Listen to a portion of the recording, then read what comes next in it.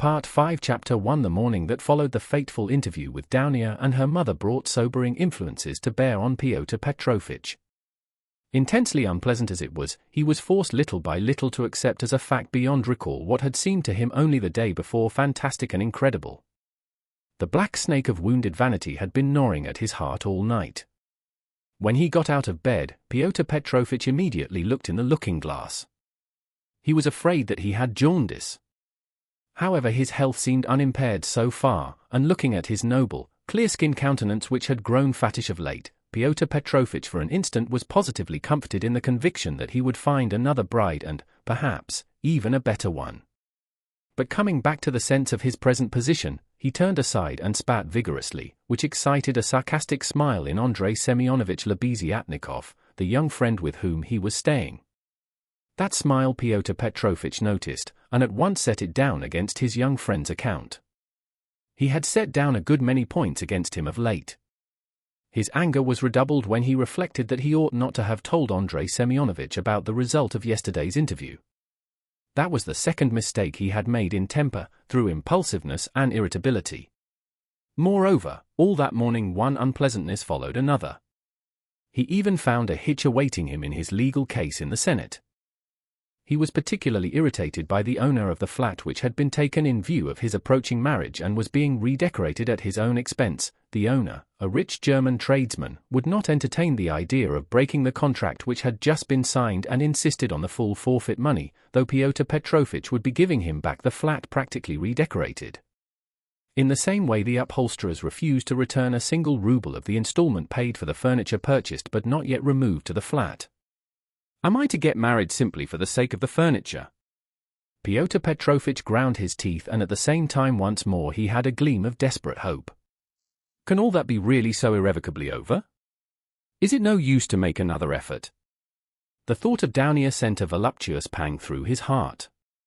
He endured anguish at that moment, and if it had been possible to slay Raskolnikov instantly by wishing it, Pyotr Petrovich would promptly have uttered the wish. It was my mistake, too, not to have given them money, he thought, as he returned dejectedly to Lebeziatnikov's room, and why on earth was I such a Jew? It was false economy. I meant to keep them without a penny so that they should turn to me as their providence, and look at them. Phoo! If I'd spent some 1,500 rubles on them for the trousseau and presents, on knick-knacks, dressing cases, jewelry, materials, and all that sort of trash from Knopp's and the English shop, my position would have been better and stronger.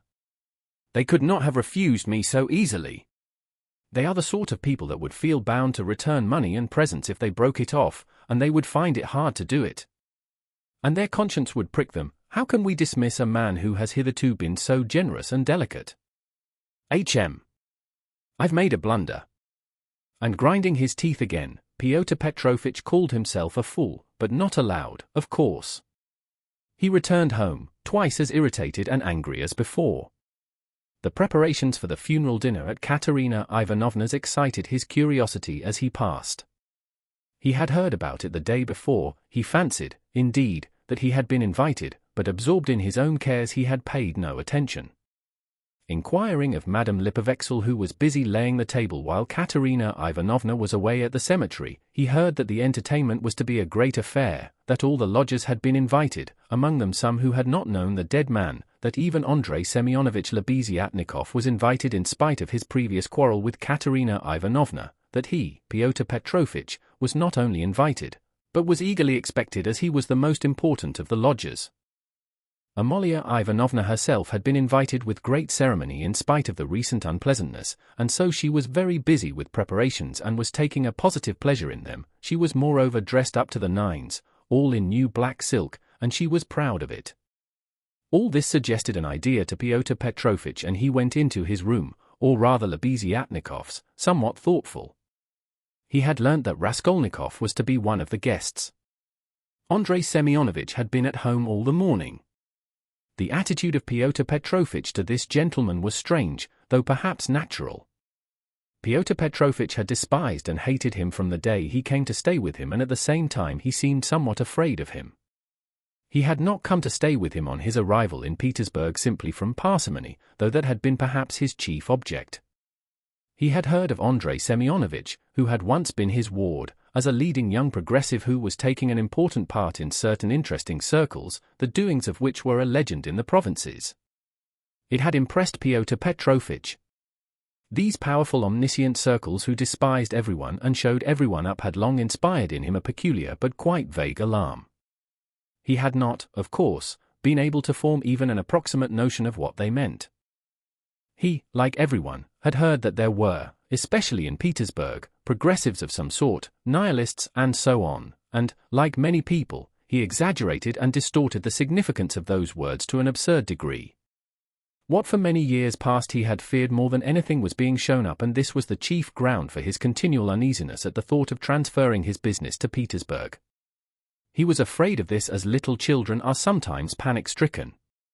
Some years before, when he was just entering on his own career, he had come upon 2 cases in which rather important personages in the province, patrons of his, had been cruelly shown up. One instance had ended in great scandal for the person attacked, and the other had very nearly ended in serious trouble.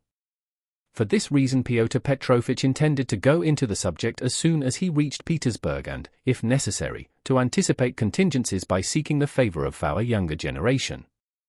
He relied on Andrei Semyonovich for this, and before his visit to Raskolnikov he had succeeded in picking up some current phrases. He soon discovered that Andrei Semyonovich was a commonplace simpleton, but that by no means reassured Pyotr Petrovitch.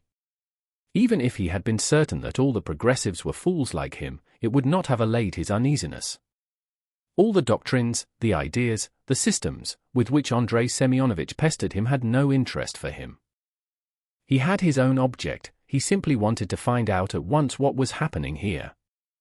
Had these people any power or not? Had he anything to fear from them? Would they expose any enterprise of his? And what precisely was now the object of their attacks? Could he somehow make up to them and get round them if they really were powerful? Was this the thing to do or not? Couldn't he gain something through them? In fact, hundreds of questions presented themselves. Andrei Semyonovich was an anemic, scrofulous little man, with strangely flaxen mutton-chop whiskers of which he was very proud. He was a clerk and had almost always something wrong with his eyes. He was rather soft-hearted, but self-confident and sometimes extremely conceited in speech, which had an absurd effect, incongruous with his little figure. He was one of the lodgers most respected by Amalia Ivanovna, for he did not get drunk and paid regularly for his lodgings. Andrei Semyonovich really was rather stupid. He attached himself to the cause of progress and our younger generation from enthusiasm. He was one of the numerous and varied legion of dullards, of half-animate abortions, conceited, half-educated coxcombs, who attach themselves to the idea most in fashion only to vulgarize it, and who caricature every cause they serve, however sincerely. Though Lebeziatnikov was so good-natured, he, too, was beginning to dislike Pyotr Petrovitch. This happened on both sides unconsciously. However simple Andrei Semyonovich might be, he began to see that Pyotr Petrovitch was duping him and secretly despising him, and that he was not the right sort of man. He had tried expounding to him the system of Fourier and the Darwinian theory, but of late Pyotr Petrovitch began to listen too sarcastically and even to be rude. The fact was, he had begun instinctively to guess that Lebeziatnikov was not merely a commonplace simpleton, but, perhaps, a liar, too, and that he had no connections of any consequence even in his own circle, but had simply picked things up third-hand, and that very likely he did not even know much about his own work of propaganda, for he was in too great a muddle. A fine person he would be to show anyone up. It must be noted, by the way, that Pyotr Petrovitch had during those 10 days eagerly accepted the strangest praise from Andrei Semyonovich. He had not protested, for instance, when Andrei Semyonovich belauded him for being ready to contribute to the establishment of the new commune, or to abstain from christening his future children, or to acquiesce if Downia were to take a lover a month after marriage, and so on.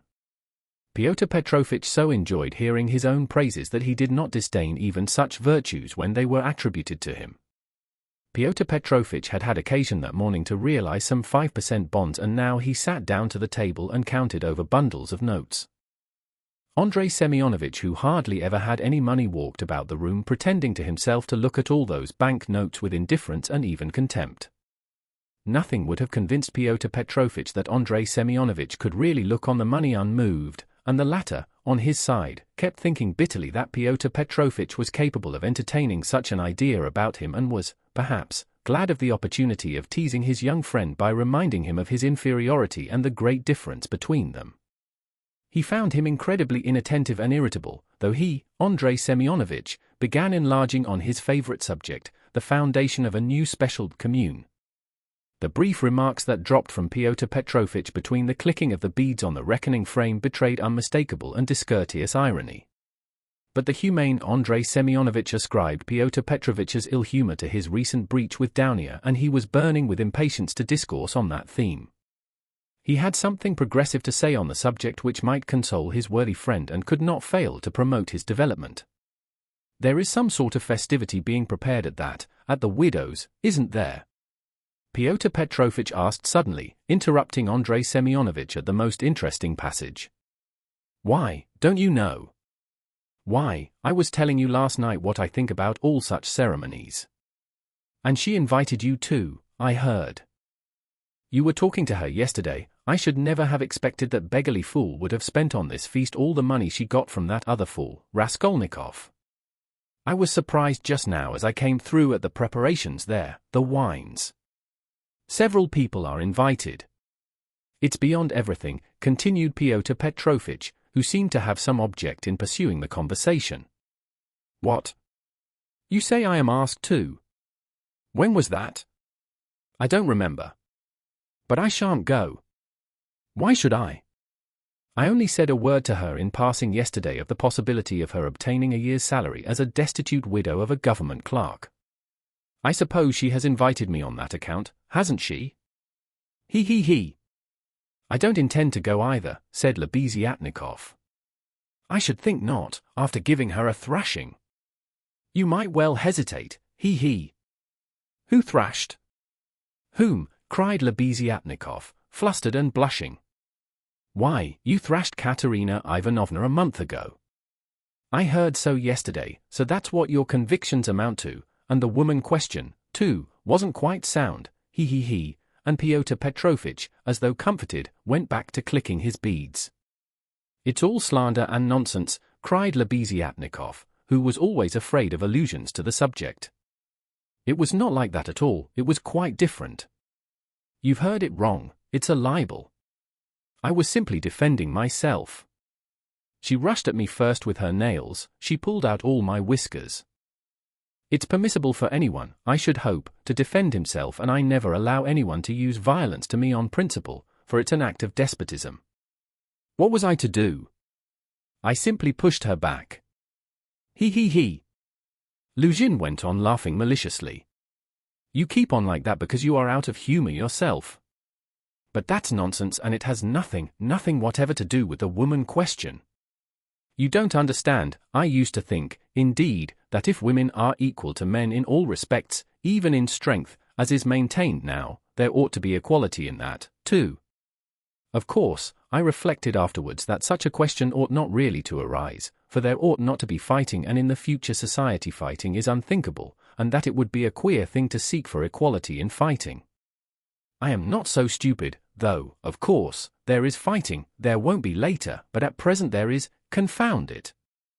How muddled one gets with you. It's not on that account that I am not going. I am not going on principle, not to take part in the revolting convention of memorial dinners, that's why. Though, of course, one might go to laugh at it. I am sorry there won't be any priests at it. I should certainly go if there were. Then you would sit down at another man's table and insult it and those who invited you. Eh? Certainly not insult, but protest. I should do it with a good object. I might indirectly assist the cause of enlightenment and propaganda. It's a duty of every man to work for enlightenment and propaganda, and the more harshly, perhaps, the better. I might drop a seed, an idea. And something might grow up from that seed. How should I be insulting them? They might be offended at first, but afterwards they'd see I'd done them a service. You know, Terabayeva, who is in the community now, was blamed because when she left her family and devoted herself, she wrote to her father and mother that she wouldn't go on living conventionally and was entering on a free marriage, and it was said that that was too harsh, that she might have spared them and have written more kindly. I think that's all nonsense and there's no need of softeners. On the contrary, what's wanted is protest. Varents had been married 7 years, she abandoned her 2 children, she told her husband straight out in a letter, I have realized that I cannot be happy with you. I can never forgive you that you have deceived me by concealing from me that there is another organization of society by means of the communities. I have only lately learned it from a great-hearted man to whom I have given myself and with whom I am establishing a community. I speak plainly because I consider it dishonest to deceive you. Do as you think best. Do not hope to get me back, you are too late. I hope you will be happy. That's how letters like that ought to be written. Is that Terabayeva the one you said had made a 3rd free marriage? No, it's only the 2nd, really. But what if it were the 4th, what if it were the 15th? That's all nonsense. And if ever I regretted the death of my father and mother, it is now, and I sometimes think if my parents were living what a protest I would have aimed at them. I would have done something on purpose. I would have shown them. I would have astonished them. I am really sorry there is no one to surprise. He. Well, be that as you will, Pyotr Petrovitch interrupted, but tell me this, do you know the dead man's daughter, the delicate-looking little thing? It's true what they say about her, isn't it? What of it? I think, that is, it is my own personal conviction that this is the normal condition of women. Why not? I mean, distinct ones. In our present society it is not altogether normal, because it is compulsory, but in the future society it will be perfectly normal, because it will be voluntary. Even as it is, she was quite right, she was suffering and that was her asset, so to speak, her capital which she had a perfect right to dispose of. Of course, in the future society there will be no need of assets, but her part will have another significance, rational and in harmony with her environment. As to Sofia Semyonovna personally, I regard her action as a vigorous protest against the organization of society, and I respect her deeply for it. I rejoice indeed when I look at her. I was told that you got her turned out of these lodgings. Lebeziatnikov was enraged. That's another slander, he yelled. It was not so at all. That was all Katerina Ivanovna's invention, for she did not understand. And I never made love to Sofia Semyonovna. I was simply developing her, entirely disinterestedly, trying to rouse her to protest. All I wanted was her protest and Sofia Semyonovna could not have remained here anyway. Have you asked her to join your community? You keep on laughing and very inappropriately, allow me to tell you. You don't understand. There is no such role in a community. The community is established that there should be no such roles. In a community, such a role is essentially transformed and what is stupid here is sensible there. What, under present conditions, is unnatural becomes perfectly natural in the community. It all depends on the environment. It's all the environment and man himself is nothing. And I am on good terms with Sofia Semyonovna to this day, which is a proof that she never regarded me as having wronged her. I am trying now to attract her to the community, but on quite a different footing. What are you laughing at? We are trying to establish a community of our own, a special one, on a broader basis. We have gone further in our convictions. We reject more. And meanwhile I'm still developing Sofia Semyonovna. She has a beautiful, beautiful character.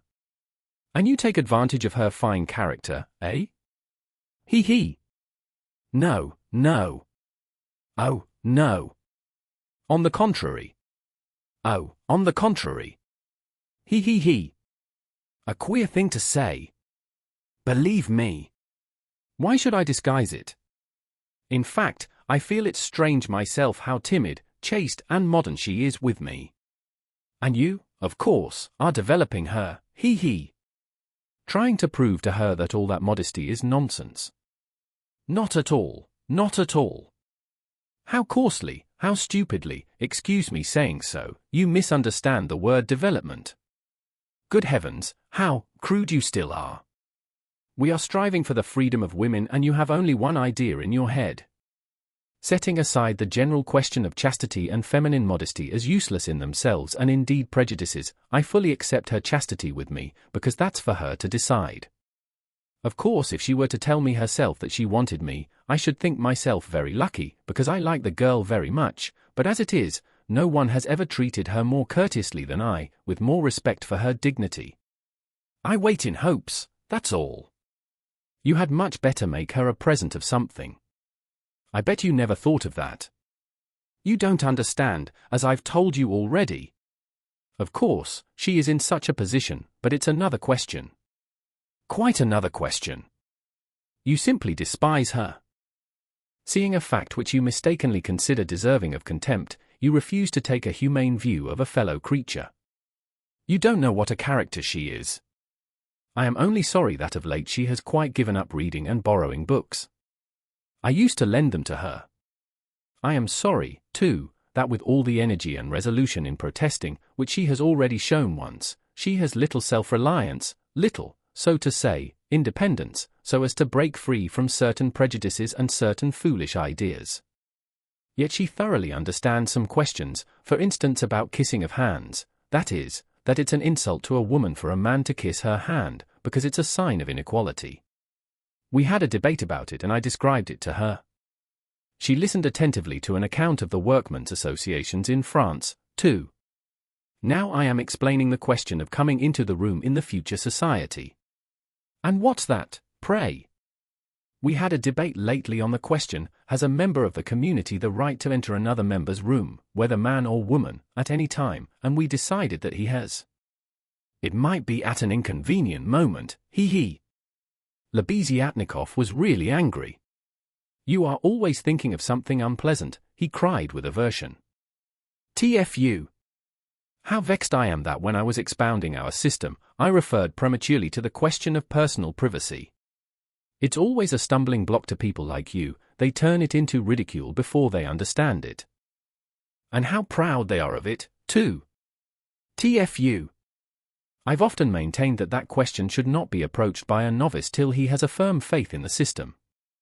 And tell me, please, what do you find so shameful even in cesspools? I should be the first to be ready to clean out any cesspool you like. And it's not a question of self-sacrifice, it's simply work, honorable, useful work which is as good as any other and much better than the work of a Raphael and a Pushkin, because it is more useful. And more honorable, he. What do you mean by more honorable? I don't understand such expressions to describe human activity. More honorable, nobler, all those are old-fashioned prejudices which I reject. Everything which is of use to mankind is honorable. I only understand one word, useful. You can snigger as much as you like, but that's so. Pyotr Petrovitch laughed heartily. He had finished counting the money and was putting it away. But some of the notes he left on the table. That cesspool question had already been a subject of dispute between them. What was absurd was that it made Lebeziatnikov really angry, while it amused Luzhin, and at that moment he particularly wanted to anger his young friend. It's your ill luck yesterday that makes you so ill-humored and annoying, blurted out Lebeziatnikov, who in spite of his independence and his protests did not venture to oppose Pyotr Petrovitch and still behaved to him with some of the respect habitual in earlier years. You'd better tell me this, Pyotr Petrovitch interrupted with haughty displeasure, can you, or rather are you really friendly enough with that young person to ask her to step in here for a minute? I think they've all come back from the cemetery. I heard the sound of steps. I want to see her, that young person. What for? Lebeziatnikov asked with surprise. Oh, I want to. I am leaving here today or tomorrow and therefore I wanted to speak to her about. However, you may be present during the interview. It's better you should be, indeed. For there's no knowing what you might imagine. I shan't imagine anything. I only asked, and, if you've anything to say to her, nothing is easier than to call her in. I'll go directly and you may be sure I won't be in your way. 5 minutes later Lebeziatnikov came in with Sonya. She came in very much surprised and overcome with shyness as usual. She was always shy in such circumstances and was always afraid of new people. She had been as a child and was even more so now. Pyotr Petrovitch met her politely and affably, but with a certain shade of bantering familiarity which in his opinion was suitable for a man of his respectability and weight in dealing with a creature so young and so interesting as she. He hastened to reassure her and made her sit down facing him at the table. Sonya sat down, looked about her, at Lebeziatnikov, at the notes lying on the table and then again at Pyotr Petrovitch, and her eyes remained riveted on him. Lebeziatnikov was moving to the door. Pyotr Petrovitch signed to Sonya to remain seated and stopped Lebeziatnikov. "Is Raskolnikov in there?" "Has he come?" he asked him in a whisper. "Raskolnikov?" "Yes." "Why?" "Yes, he is there. I saw him just come in." "Why?" "Well, I particularly beg you to remain here with us and not to leave me alone with this young woman. I only want a few words with her, but God knows what they may make of it. I shouldn't like Raskolnikov to repeat anything. You understand what I mean?" "I understand." Lebeziatnikov saw the point. "Yes, you are right. Of course, I am convinced personally that you have no reason to be uneasy, but still, you are right. Certainly I'll stay. I'll stand here at the window and not be in your way." "I think you are right." Pyotr Petrovitch returned to the sofa, sat down opposite Sonya, looked attentively at her and assumed an extremely dignified, even severe expression, as much as to say, "Don't you make any mistake, madam." Sonya was overwhelmed with embarrassment.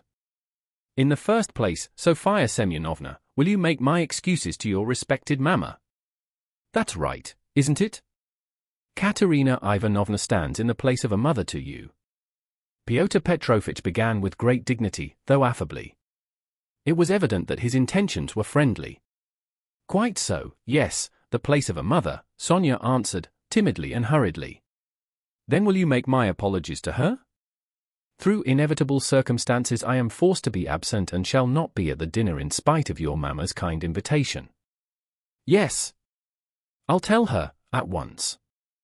And Sonya hastily jumped up from her seat. "Wait, that's not all." Pyotr Petrovitch detained her, smiling at her simplicity and ignorance of good manners. "And you know me little, my dear Sofia Semyonovna, if you suppose I would have ventured to trouble a person like you for a matter of so little consequence affecting myself only. I have another object." Sonya sat down hurriedly. Her eyes rested again for an instant on the grey and rainbow-colored notes that remained on the table, but she quickly looked away and fixed her eyes on Pyotr Petrovitch. She felt it horribly indecorous, especially for her, to look at another person's money. She stared at the gold eyeglass which Pyotr Petrovitch held in his left hand and at the massive and extremely handsome ring with a yellow stone on his middle finger. But suddenly she looked away and, not knowing where to turn, ended by staring Pyotr Petrovitch again straight in the face. After a pause of still greater dignity he continued. "I chanced yesterday in passing to exchange a couple of words with Katerina Ivanovna, poor woman. That was sufficient to enable me to ascertain that she is in a position, preternatural, if one may so express it." "Yes, preternatural," Sonya hurriedly assented. "Or it would be simpler and more comprehensible to say Illinois." "Yes, simpler and more yes, Illinois."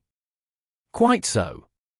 So then from a feeling of humanity and so to speak compassion, I should be glad to be of service to her in any way, foreseeing her unfortunate position. I believe the whole of this poverty-stricken family depends now entirely on you. Allow me to ask," Sonya rose to her feet, "did you say something to her yesterday of the possibility of a pension? Because she told me you had undertaken to get her one. Was that true?" "Not in the slightest, and indeed it's an absurdity. I merely hinted at her obtaining temporary assistance as the widow of an official who had died in the service, if only she has patronage, but apparently your late parent had not served his full term and had not indeed been in the service at all of late. In fact, if there could be any hope, it would be very ephemeral, because there would be no claim for assistance in that case, far from it. And she is dreaming of a pension already, he. A go-ahead lady. Yes, she is. For she is credulous and good-hearted, and she believes everything from the goodness of her heart and she is like that, yes." "You must excuse her," said Sonya, and again she got up to go. "But you haven't heard what I have to say." "No, I haven't heard, muttered Sonya. Then sit down. She was terribly confused. She sat down again a third time. Seeing her position with her unfortunate little ones, I should be glad, as I have said before, so far as lies in my power, to be of service, that is, so far as is in my power, not more. One might for instance get up a subscription for her, or a lottery, something of the sort, such as is always arranged in such cases by friends or even outsiders desirous of assisting people. It was of that I intended to speak to you. It might be done. Yes, yes. God will repay you for it, faltered Sonya, gazing intently at Pyotr Petrovitch. It might be, but we will talk of it later. We might begin it today. We will talk it over this evening and lay the foundation, so to speak. Come to me at 7 o'clock. Mr. Lebeziatnikov, I hope, will assist us. But there is one circumstance of which I ought to warn you beforehand and for which I venture to trouble you, Sofia Semyonovna, to come here. In my opinion money cannot be, indeed it's unsafe to put it into Katerina Ivanovna's own hands. The dinner today is a proof of that.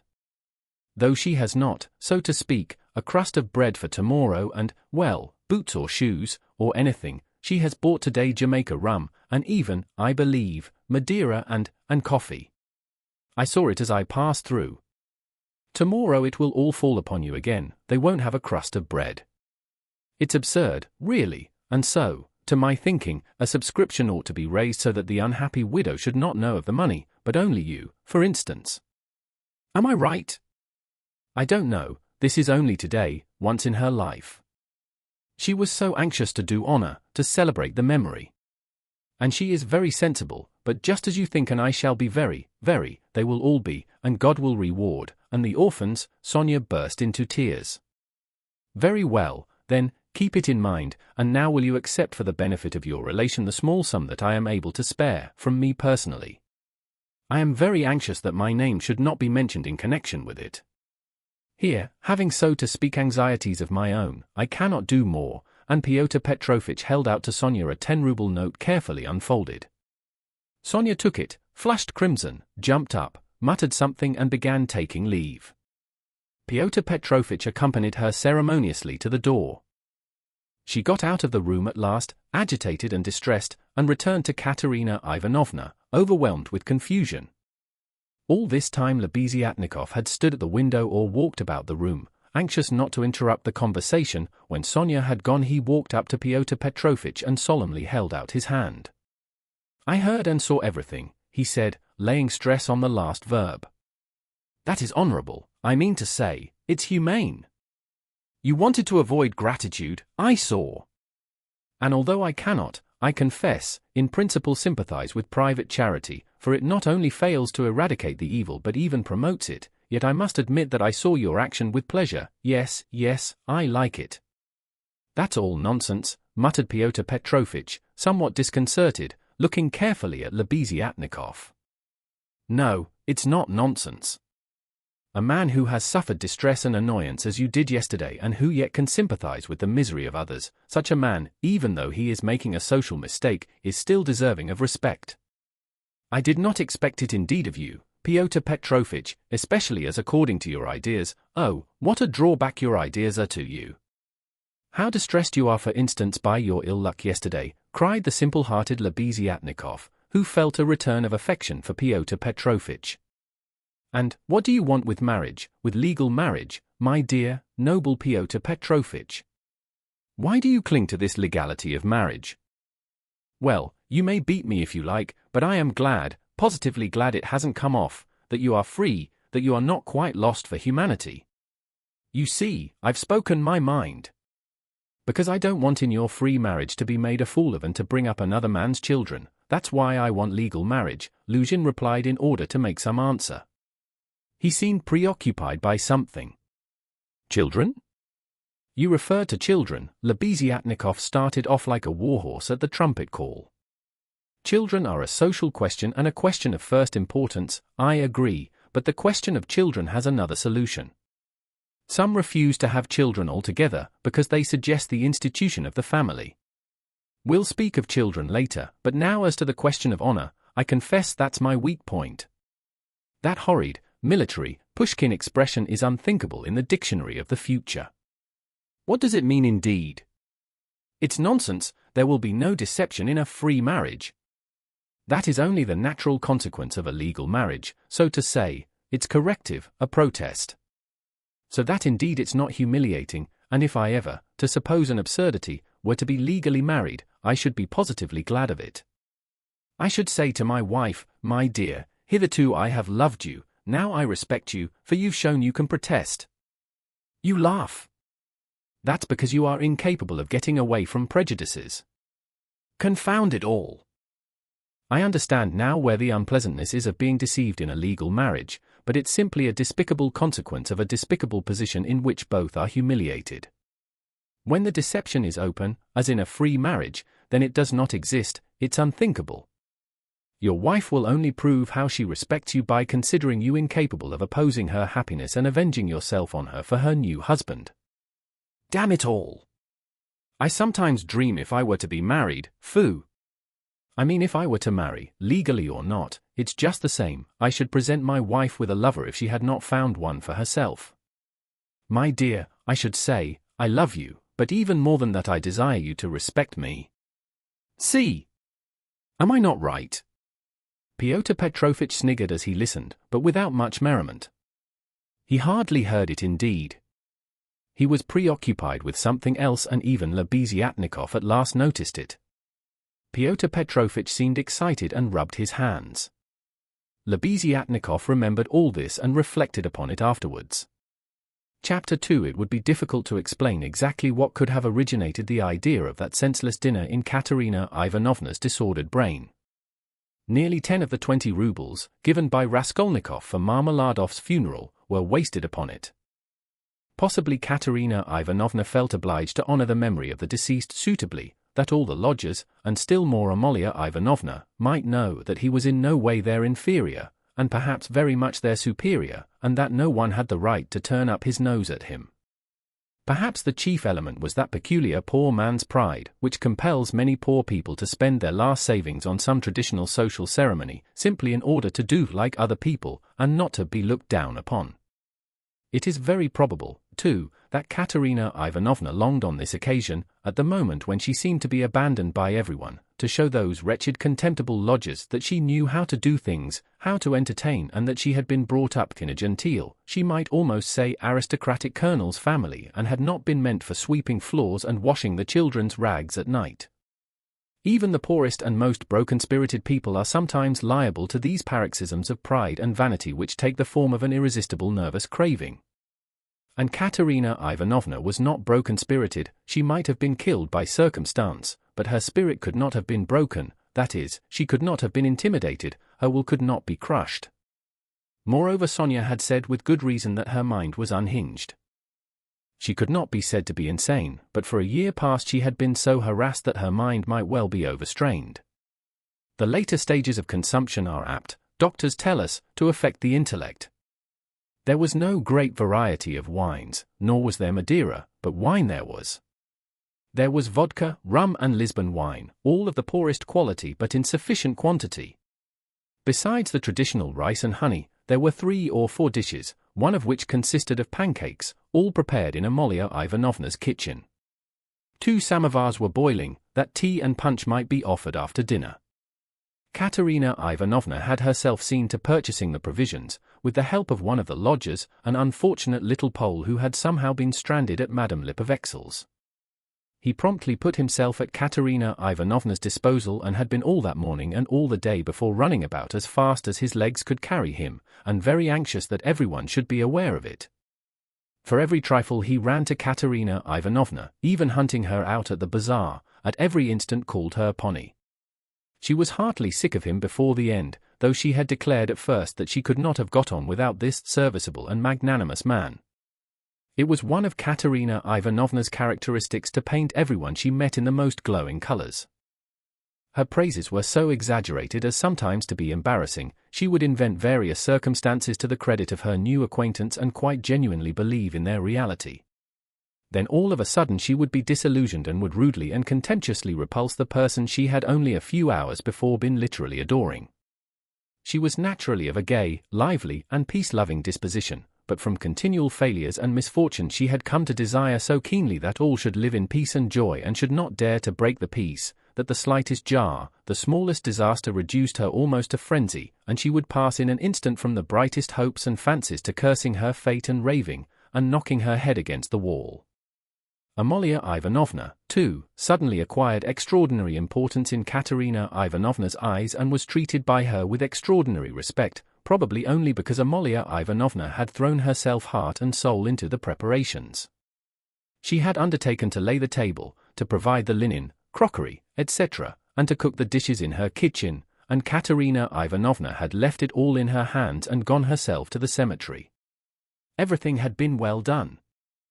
Even the tablecloth was nearly clean, the crockery, knives, forks and glasses were, of course, of all shapes and patterns, lent by different lodgers, but the table was properly laid at the time fixed, and Amalia Ivanovna, feeling she had done her work well, had put on a black silk dress and a cap with new mourning ribbons and met the returning party with some pride. This pride, though justifiable, displeased Katerina Ivanovna for some reason, as though the table could not have been laid except by Amalia Ivanovna. She disliked the cap with new ribbons, too. Could she be stuck up, the stupid German, because she was mistress of the house, and had consented as a favour to help her poor lodgers? As a favour! Fancy that! Katerina Ivanovna's father, who had been a colonel and almost a governor, had sometimes had the table set for 40 persons, and then anyone like Amalia Ivanovna, or rather Ludwigovna, would not have been allowed into the kitchen. Katerina Ivanovna, however, put off expressing her feelings for the time and contented herself with treating her coldly, though she decided inwardly that she would certainly have to put Amalia Ivanovna down and set her in her proper place, for goodness only knew what she was fancying herself. Katerina Ivanovna was irritated too by the fact that hardly any of the lodgers invited had come to the funeral, except the Pole who had just managed to run into the cemetery, while to the memorial dinner the poorest and most insignificant of them had turned up, the wretched creatures, many of them not quite sober. The older and more respectable of them all, as if by common consent, stayed away. Pyotr Petrovitch Luzhin, for instance, who might be said to be the most respectable of all the lodgers, did not appear, though Katerina Ivanovna had the evening before told all the world, that is Amalia Ivanovna, Polenka, Sonya, and the Pole, that he was the most generous, noble-hearted man with a large property and vast connections, who had been a friend of her first husband's, and a guest in her father's house, and that he had promised to use all his influence to secure her a considerable pension. It must be noted that when Katerina Ivanovna exalted anyone's connections and fortune, it was without any ulterior motive, quite disinterestedly, for the mere pleasure of adding to the consequence of the person praised. Probably taking his cue from Luzhin, that contemptible wretch Lebeziatnikov had not turned up either. What did he fancy himself? He was only asked out of kindness and because he was sharing the same room with Pyotr Petrovitch and was a friend of his, so that it would have been awkward not to invite him.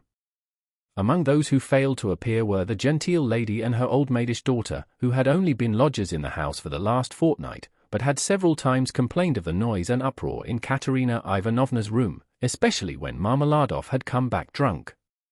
Katerina Ivanovna heard this from Amalia Ivanovna, who, quarrelling with Katerina Ivanovna, and threatening to turn the whole family out of doors, had shouted at her that they were not worth the foot of the honourable lodgers whom they were disturbing. Katerina Ivanovna determined now to invite this lady and her daughter, whose foot she was not worth, and who had turned away haughtily when she casually met them, so that they might know that she was more noble in her thoughts and feelings and did not harbour malice, and might see that she was not accustomed to her way of living. She had proposed to make this clear to them at dinner with allusions to her late father's governorship, and also at the same time to hint that it was exceedingly stupid of them to turn away on meeting her. The fat colonel-major, he was really a discharged officer of low rank, was also absent, but it appeared that he had been not himself for the last 2 days. The party consisted of the Pole, a wretched-looking clerk with a spotty face and a greasy coat, who had not a word to say for himself, and smelt abominably, a deaf and almost blind old man who had once been in the post office and who had been from immemorial ages maintained by someone at Amalia Ivanovna's. A retired clerk of the commissariat department came, too. He was drunk, had a loud and most unseemly laugh, and only fancy was without a waistcoat. One of the visitors sat straight down to the table without even greeting Katerina Ivanovna. Finally, one person having no suit appeared in his dressing gown, but this was too much, and the efforts of Amalia Ivanovna and the Pole succeeded in removing him. The Pole brought with him, however, 2 other Poles who did not live at Amalia Ivanovna's and whom no one had seen here before. All this irritated Katerina Ivanovna intensely. For whom had they made all these preparations then? To make room for the visitors, the children had not even been laid for at the table, but the 2 little ones were sitting on a bench in the furthest corner with their dinner laid on a box, while Polenka as a big girl had to look after them, feed them, and keep their noses wiped like well-bred children's. Katerina Ivanovna, in fact, could hardly help meeting her guests with increased dignity, and even haughtiness.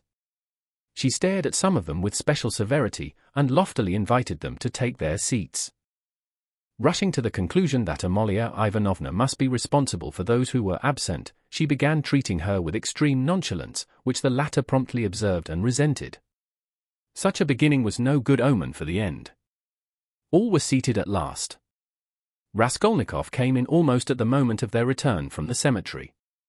Katerina Ivanovna was greatly delighted to see him, in the first place, because he was the one educated visitor, and, as everyone knew, was in 2 years to take a professorship in the university, and secondly because he immediately and respectfully apologized for having been unable to be at the funeral. She positively pounced upon him, and made him sit on her left hand. Amalia Ivanovna was on her right.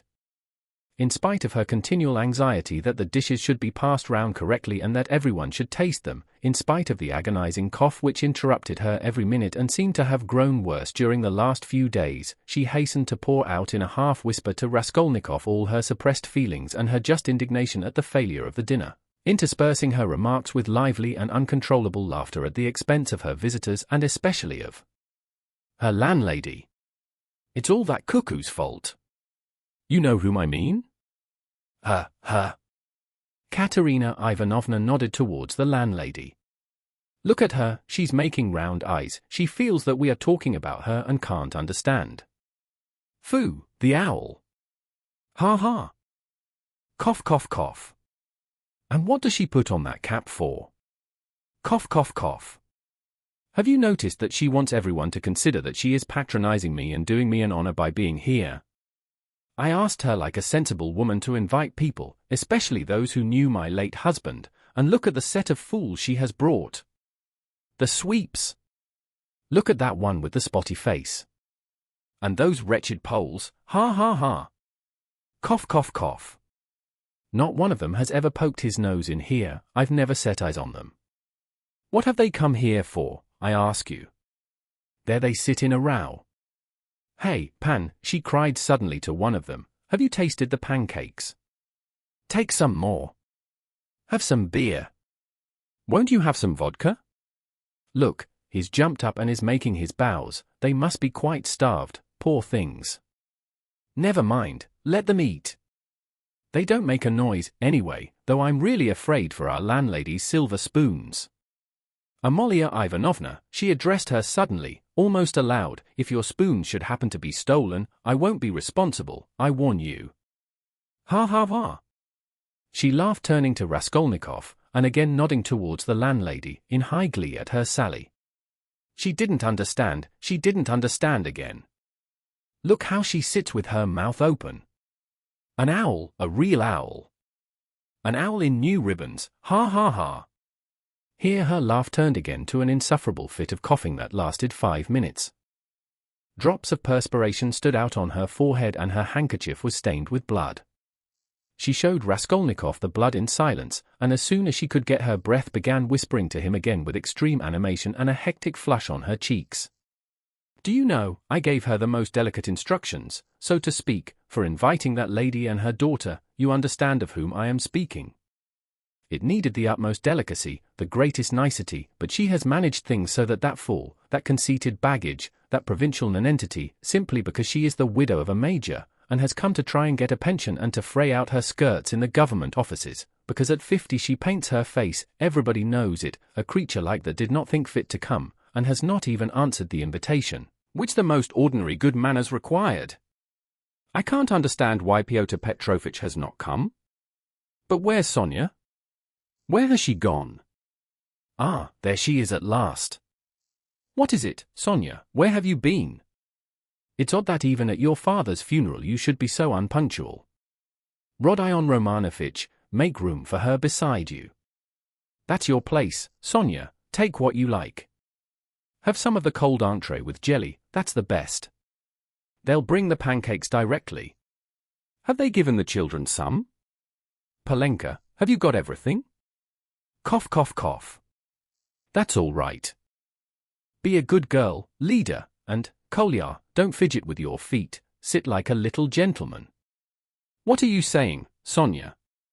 Sonya hastened to give her Pyotr Petrovitch's apologies, trying to speak loud enough for everyone to hear and carefully choosing the most respectful phrases which she attributed to Pyotr Petrovitch.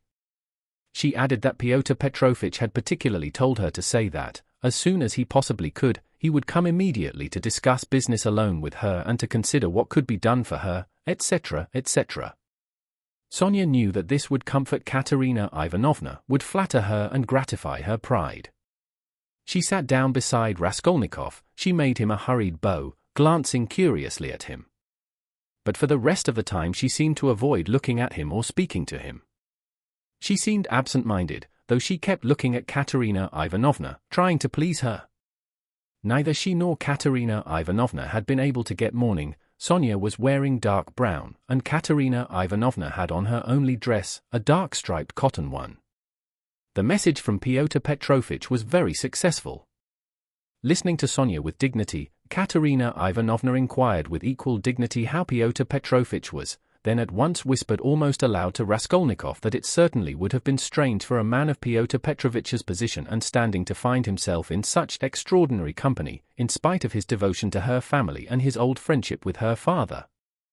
That's why I am so grateful to you, Rodion Romanovich, that you have not disdained my hospitality, even in such surroundings, she added almost aloud. But I am sure that it was only your special affection for my poor husband that has made you keep your promise. Then once more with pride and dignity she scanned her visitors, and suddenly inquired aloud across the table of the deaf man, wouldn't he have some more meat, and had he been given some wine? The old man made no answer and for a long while could not understand what he was asked, though his neighbors amused themselves by poking and shaking him. He simply gazed about him with his mouth open, which only increased the general mirth. What an imbecile! Look, look! Why was he brought? But as to Pyotr Petrovitch, I always had confidence in him, Katerina Ivanovna continued, and, of course, he is not like, with an extremely stern face she addressed Amalia Ivanovna so sharply and loudly that the latter was quite disconcerted, not like your dressed-up draggletails whom my father would not have taken as cooks into his kitchen, and my late husband would have done them honor if he had invited them in the goodness of his heart. Yes, he was fond of drink, he was fond of it, he did drink, cried the commissariat clerk, gulping down his 12th glass of vodka.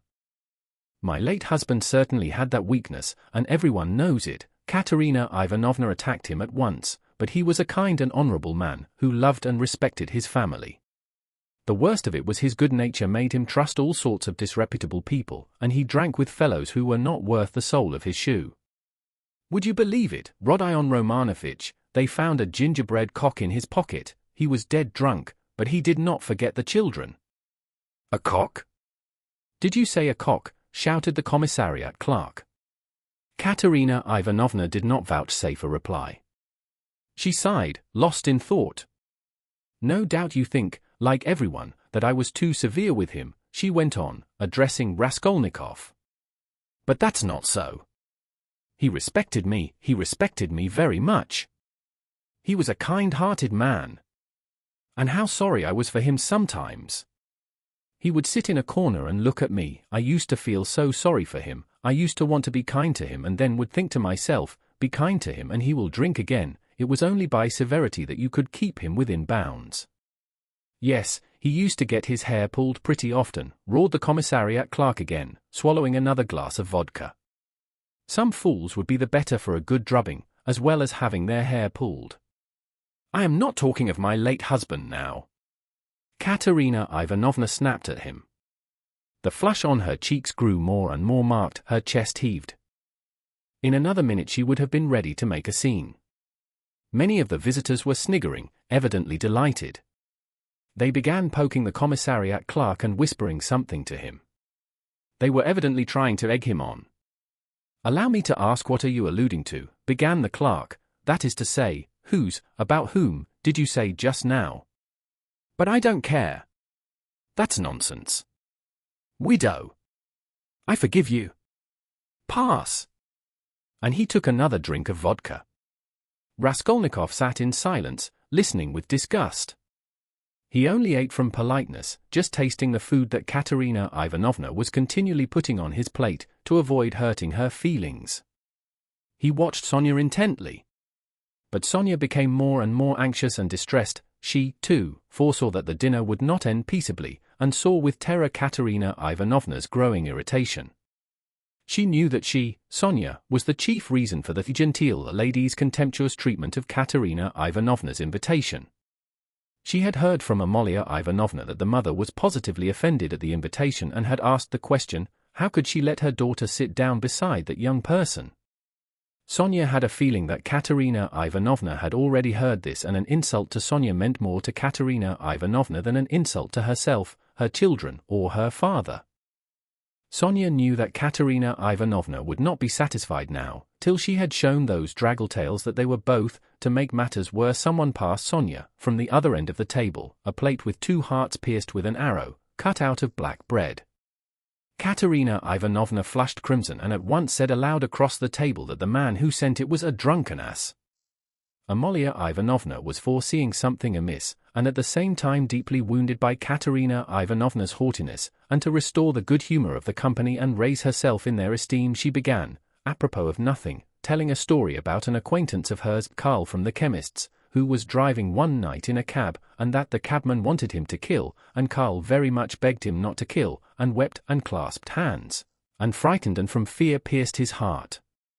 Though Katerina Ivanovna smiled, she observed at once that Amalia Ivanovna ought not to tell anecdotes in Russian. The latter was still more offended, and she retorted that her Vater aus Berlin was a very important man, and always went with his hands in pockets. Katerina Ivanovna could not restrain herself and laughed so much that Amalia Ivanovna lost patience and could scarcely control herself. "Listen to the owl!"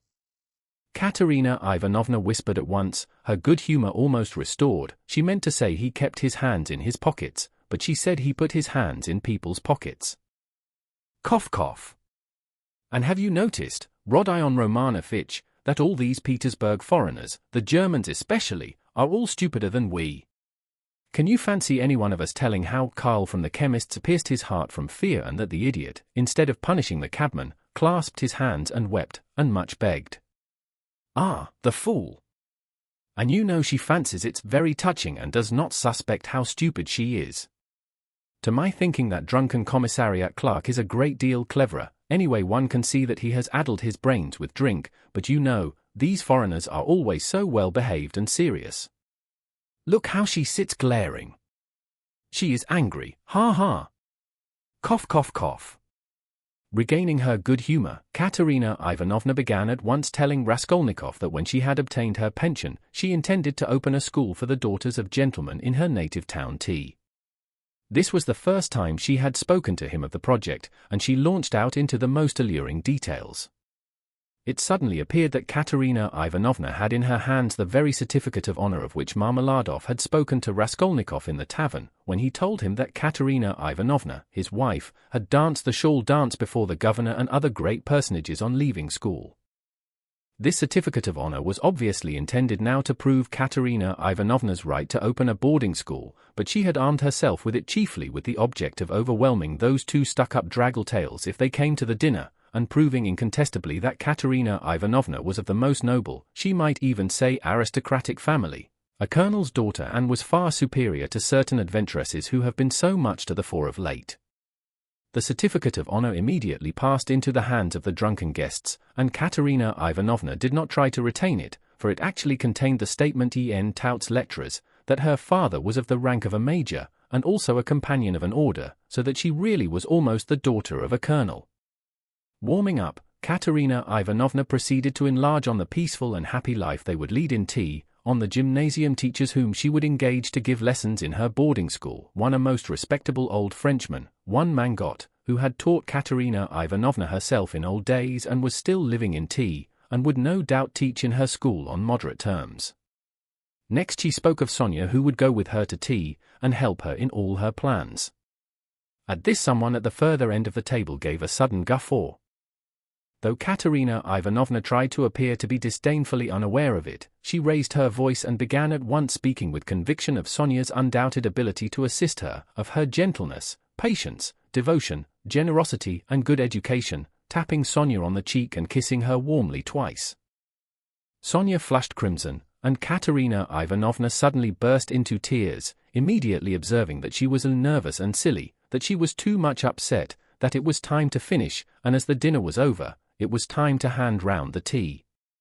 At that moment, Amalia Ivanovna, deeply aggrieved at taking no part in the conversation, and not being listened to, made one last effort, and with secret misgivings ventured on an exceedingly deep and weighty observation, that in the future boarding school she would have to pay particular attention to dye wash, and that there certainly must be a good dame to look after the linen, and secondly that the young ladies must not novels at night read. Katerina Ivanovna, who certainly was upset and very tired, as well as heartily sick of the dinner, at once cut short Amalia Ivanovna, saying she knew nothing about it and was talking nonsense, that it was the business of the laundry maid, and not of the directress of a high-class boarding school to look after dye wash, and as for novel reading, that was simply rudeness, and she begged her to be silent. Amalia Ivanovna fired up and getting angry observed that she only meant her good, and that she had meant her very good, and that it was long since she had paid her gold for the lodgings. Katerina Ivanovna at once set her down, saying that it was a lie to say she wished her good, because only yesterday when her dead husband was lying on the table, she had worried her about the lodgings. To this Amalia Ivanovna very appropriately observed that she had invited those ladies, but those ladies had not come, because those ladies are ladies and cannot come to a lady who is not a lady. Katerina Ivanovna at once pointed out to her, that as she was a slut she could not judge what made one really a lady. Amalia Ivanovna at once declared that her Vater aus Berlin was a very, very important man, and both hands in pockets went, and always used to say, "Puff, puff," and she leapt up from the table to represent her father, sticking her hands in her pockets, puffing her cheeks, and uttering vague sounds resembling puff, puff, amid loud laughter from all the lodgers, who purposely encouraged Amalia Ivanovna, hoping for a fight. But this was too much for Katerina Ivanovna, and she at once declared, so that all could hear, that Amalia Ivanovna probably never had a father but was simply a drunken Petersburg Finn, and had certainly once been a cook and probably something worse. Amalia Ivanovna turned as red as a lobster and squealed that perhaps Katerina Ivanovna never had a father, but she had a Vater aus Berlin and that he wore a long coat and always said puff puff puff. Katerina Ivanovna observed contemptuously that all knew what her family was and that on that very certificate of honor it was stated in print that her father was a colonel, while Amalia Ivanovna's father, if she really had one, was probably some Finnish milkman, but that probably she never had a father at all, since it was still uncertain whether her name was Amalia Ivanovna or Amalia Ludwigovna. At this Amalia Ivanovna, lashed to fury, struck the table with her fist, and shrieked that she was Amalia Ivanovna, and not Ludwigovna, that her Vater was named Johann and that he was a burgomeister, and that Katerina Ivanovna's Vater was quite never a burgomeister. Katerina Ivanovna rose from her chair, and with a stern and apparently calm voice, though she was pale and her chest was heaving, observed that if she dared for one moment to set her contemptible wretch of a father on a level with her papa, she, Katerina Ivanovna, would tear her cap off her head and trample it underfoot. Amalia Ivanovna ran about the room, shouting at the top of her voice, that she was mistress of the house and that Katerina Ivanovna should leave the lodgings that minute. Then she rushed for some reason to collect the silver spoons from the table. There was a great outcry and uproar, the children began crying. Sonya ran to restrain Katerina Ivanovna, but when Amalia Ivanovna shouted something about the yellow ticket, Katerina Ivanovna pushed Sonya away, and rushed at the landlady to carry out her threat. At that minute the door opened, and Pyotr Petrovitch Luzhin appeared on the threshold. He stood scanning the party with severe and vigilant eyes. Katerina Ivanovna rushed to him. Chapter 3 Pyotr Petrovitch, she cried, protect me, you at least. Make this foolish woman understand that she can't behave like this to a lady in misfortune, that there is a law for such things. I'll go to the Governor-General himself. She shall answer for it. Remembering my father's hospitality, protect these orphans. Allow me, madam. Allow me. Pyotr Petrovitch waved her off. Your papa, as you are well aware I had not the honor of knowing. Someone laughed aloud, and I do not intend to take part in your everlasting squabbles with Amalia Ivanovna. I have come here to speak of my own affairs, and I want to have a word with your stepdaughter, Sophia Ivanovna, I think it is? Allow me to pass. Pyotr Petrovitch, edging by her, went to the opposite corner where Sonya was.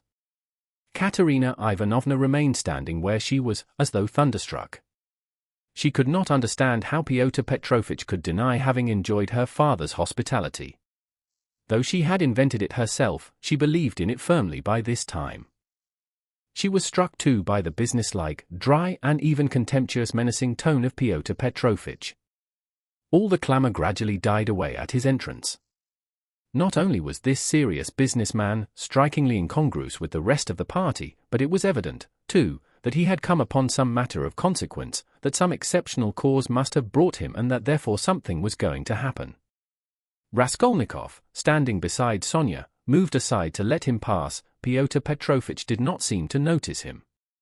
A minute later Lebeziatnikov, too, appeared in the doorway. He did not come in, but stood still, listening with marked interest, almost wonder, and seemed for a time perplexed. Excuse me for possibly interrupting you, but it's a matter of some importance, Pyotr Petrovitch observed, addressing the company generally. I am glad indeed to find other persons present. Amalia Ivanovna, I humbly beg you as mistress of the house to pay careful attention to what I have to say to Sophia Ivanovna. Sophia Ivanovna, he went on, addressing Sonya, who was very much surprised and already alarmed. Immediately after your visit I found that 100-ruble note was missing from my table, in the room of my friend Mr. Lebeziatnikov.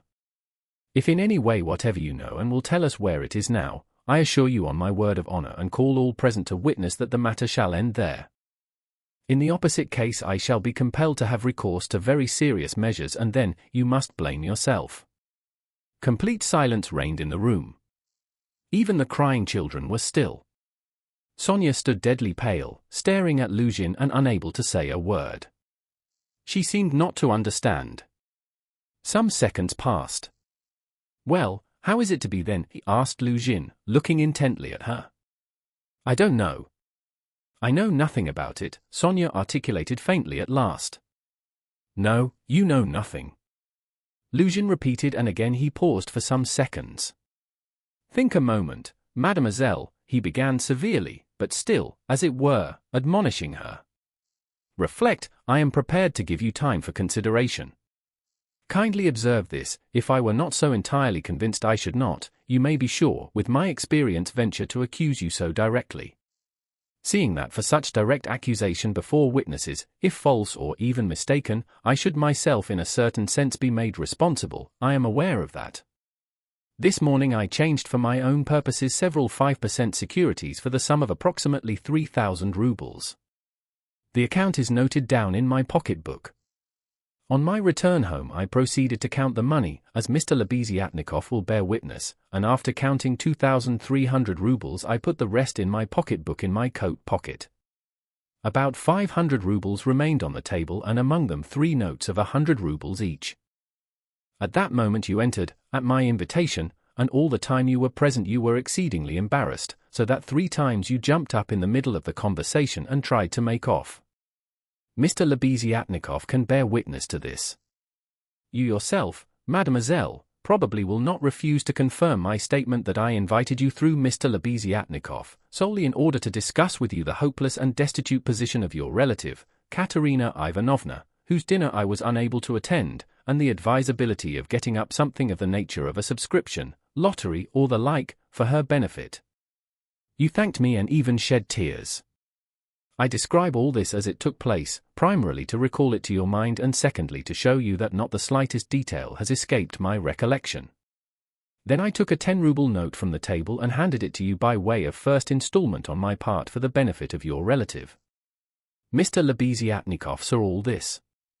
Then I accompanied you to the door, you being still in the same state of embarrassment, after which, being left alone with Mr. Lebeziatnikov, I talked to him for 10 minutes, then Mr. Lebeziatnikov went out and I returned to the table with the money lying on it, intending to count it and to put it aside, as I proposed doing before. To my surprise, 100-ruble note had disappeared. Kindly consider the position. Mr. Lebeziatnikov I cannot suspect. I am ashamed to allude to such a supposition. I cannot have made a mistake in my reckoning, for the minute before your entrance I had finished my accounts and found the total correct.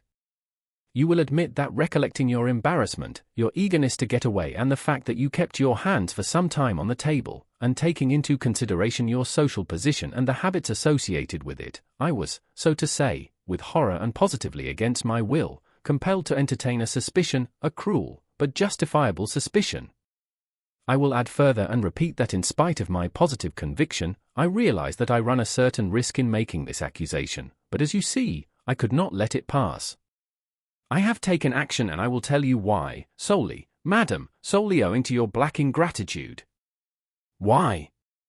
I invite you for the benefit of your destitute relative, I present you with my donation of 10 rubles, and you, on the spot, repay me for all that with such an action.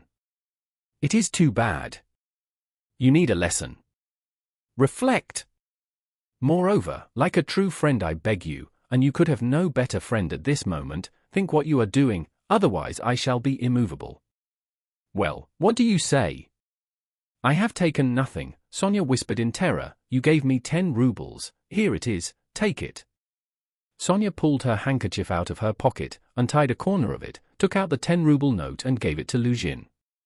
And the 100 rubles you do not confess to taking, he insisted reproachfully, not taking the note. Sonya looked about her. All were looking at her with such awful, stern, ironical, hostile eyes. She looked at Raskolnikov. He stood against the wall, with his arms crossed, looking at her with glowing eyes. Good God, broke from Sonya. Amalia Ivanovna, we shall have to send word to the police, and therefore I humbly beg you meanwhile to send for the house porter, Luzhin said softly and even kindly.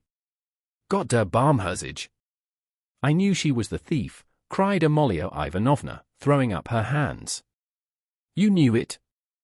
Luzhin caught her up. Then I suppose you had some reason before this for thinking so.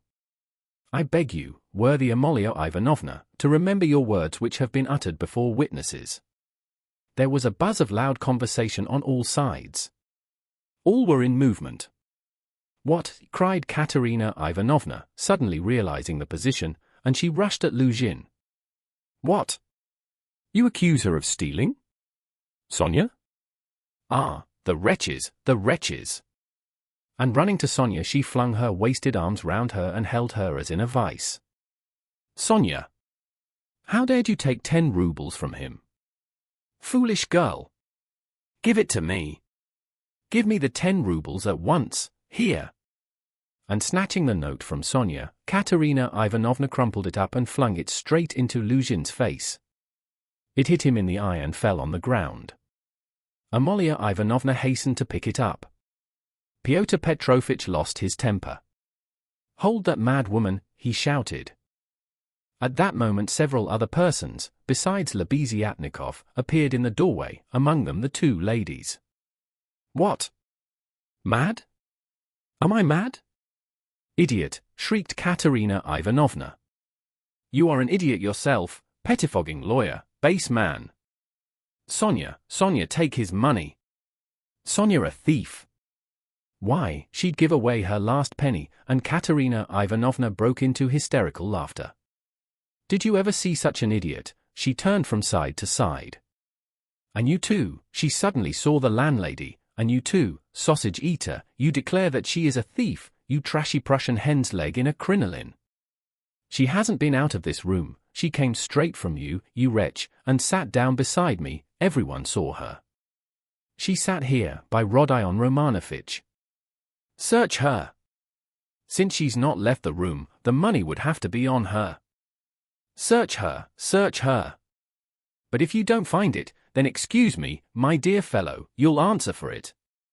I'll go to our sovereign, to our gracious Tsar himself, and throw myself at his feet, today, this minute.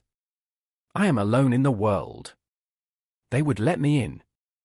Do you think they wouldn't? You're wrong, I will get in. I will get in. You reckoned on her meekness. You relied upon that. But I am not so submissive, let me tell you. You've gone too far yourself. Search her, search her. And Katerina Ivanovna in a frenzy shook Luzhin and dragged him towards Sonya. I am ready, I'll be responsible, but calm yourself, madam, calm yourself. I see that you are not so submissive.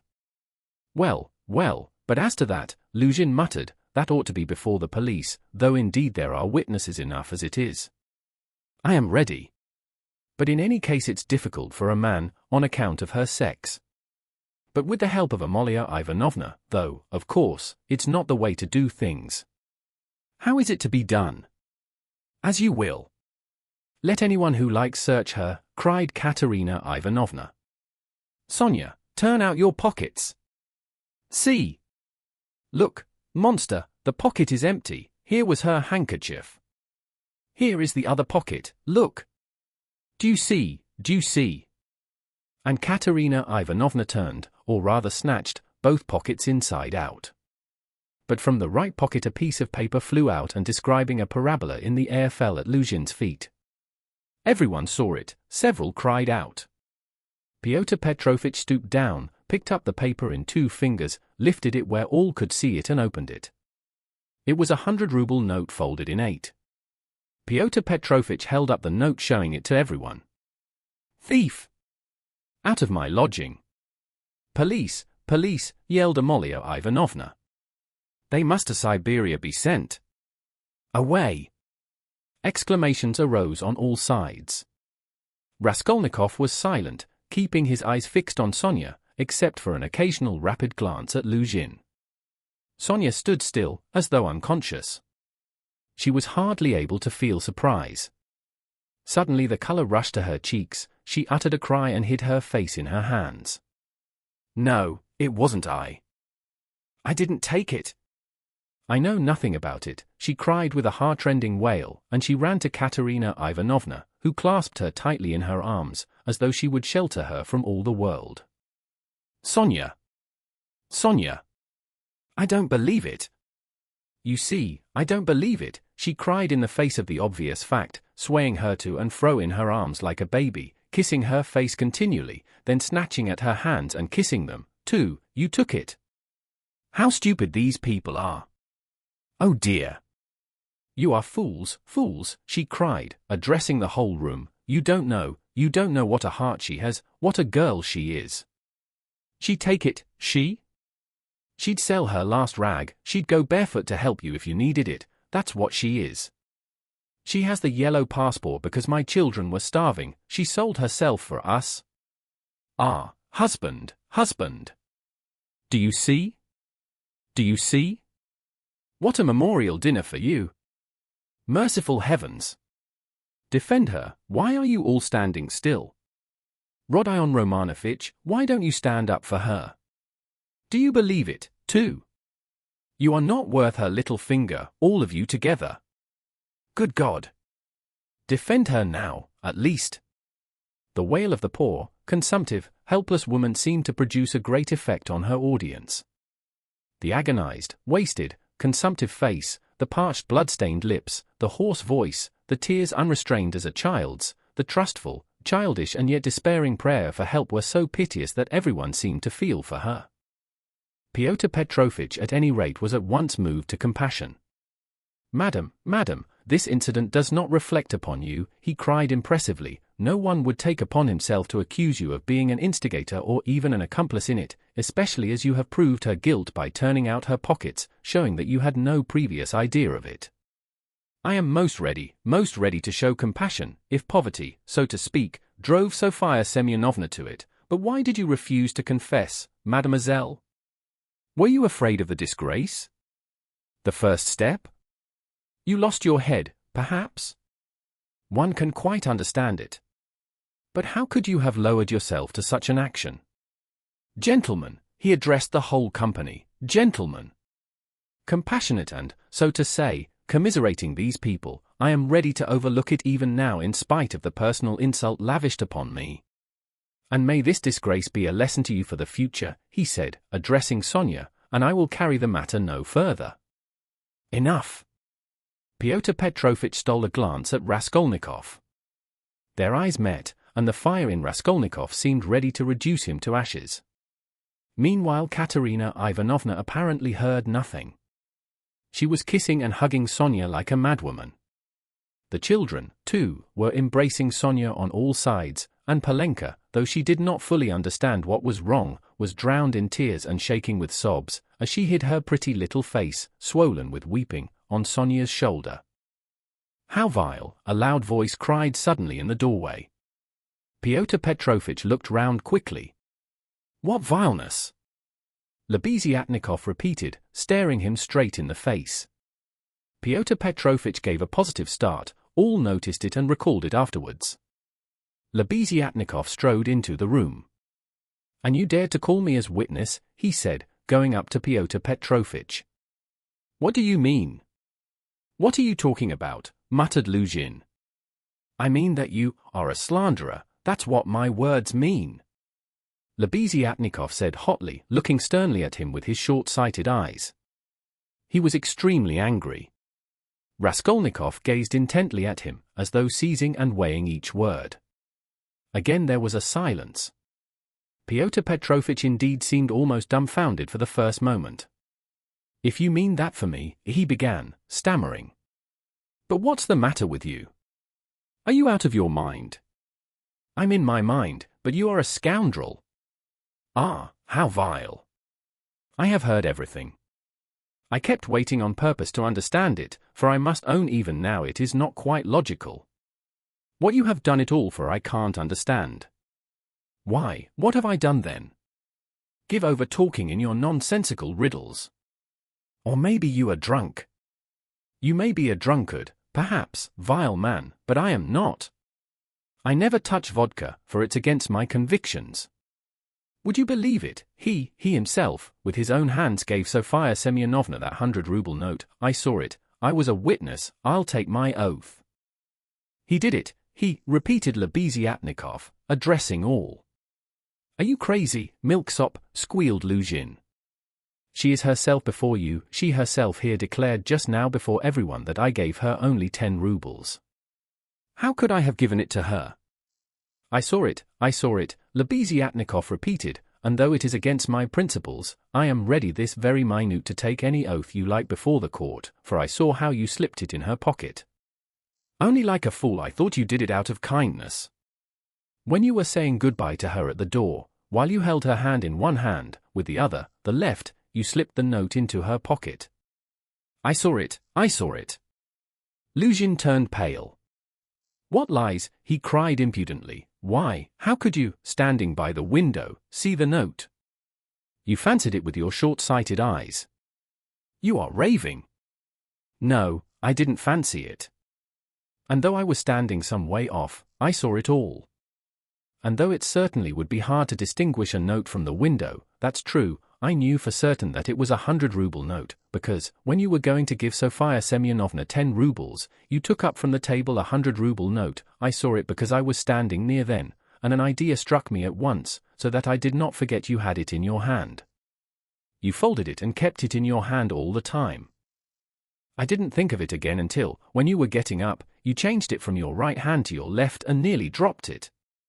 I noticed it because the same idea struck me again, that you meant to do her a kindness without my seeing. You can fancy how I watched you and I saw how you succeeded in slipping it into her pocket.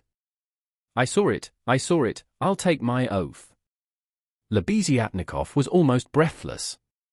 Exclamations arose on all hands, chiefly expressive of wonder, but some were menacing in tone. They all crowded round Pyotr Petrovitch. Katerina Ivanovna flew to Lebeziatnikov. "I was mistaken in you. Protect her. You are the only one to take her part. She is an orphan. God has sent you." Katerina Ivanovna, hardly knowing what she was doing, sank on her knees before him.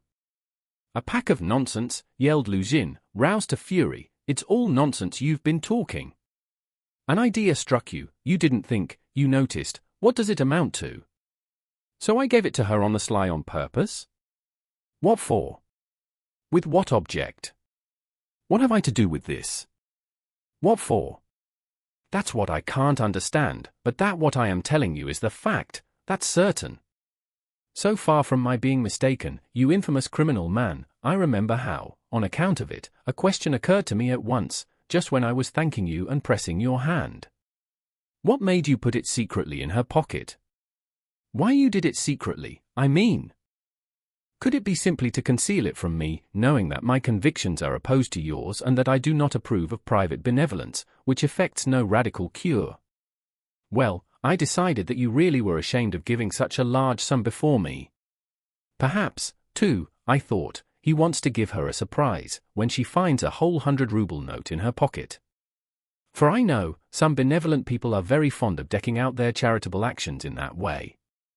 Then the idea struck me, too, that you wanted to test her, to see whether, when she found it, she would come to thank you.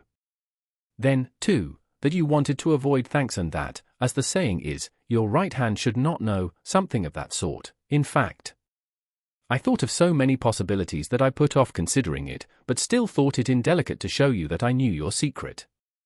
But another idea struck me again, that Sofia Semyonovna might easily lose the money before she noticed it. That was why I decided to come in here to call her out of the room and to tell her that you put 100 rubles in her pocket.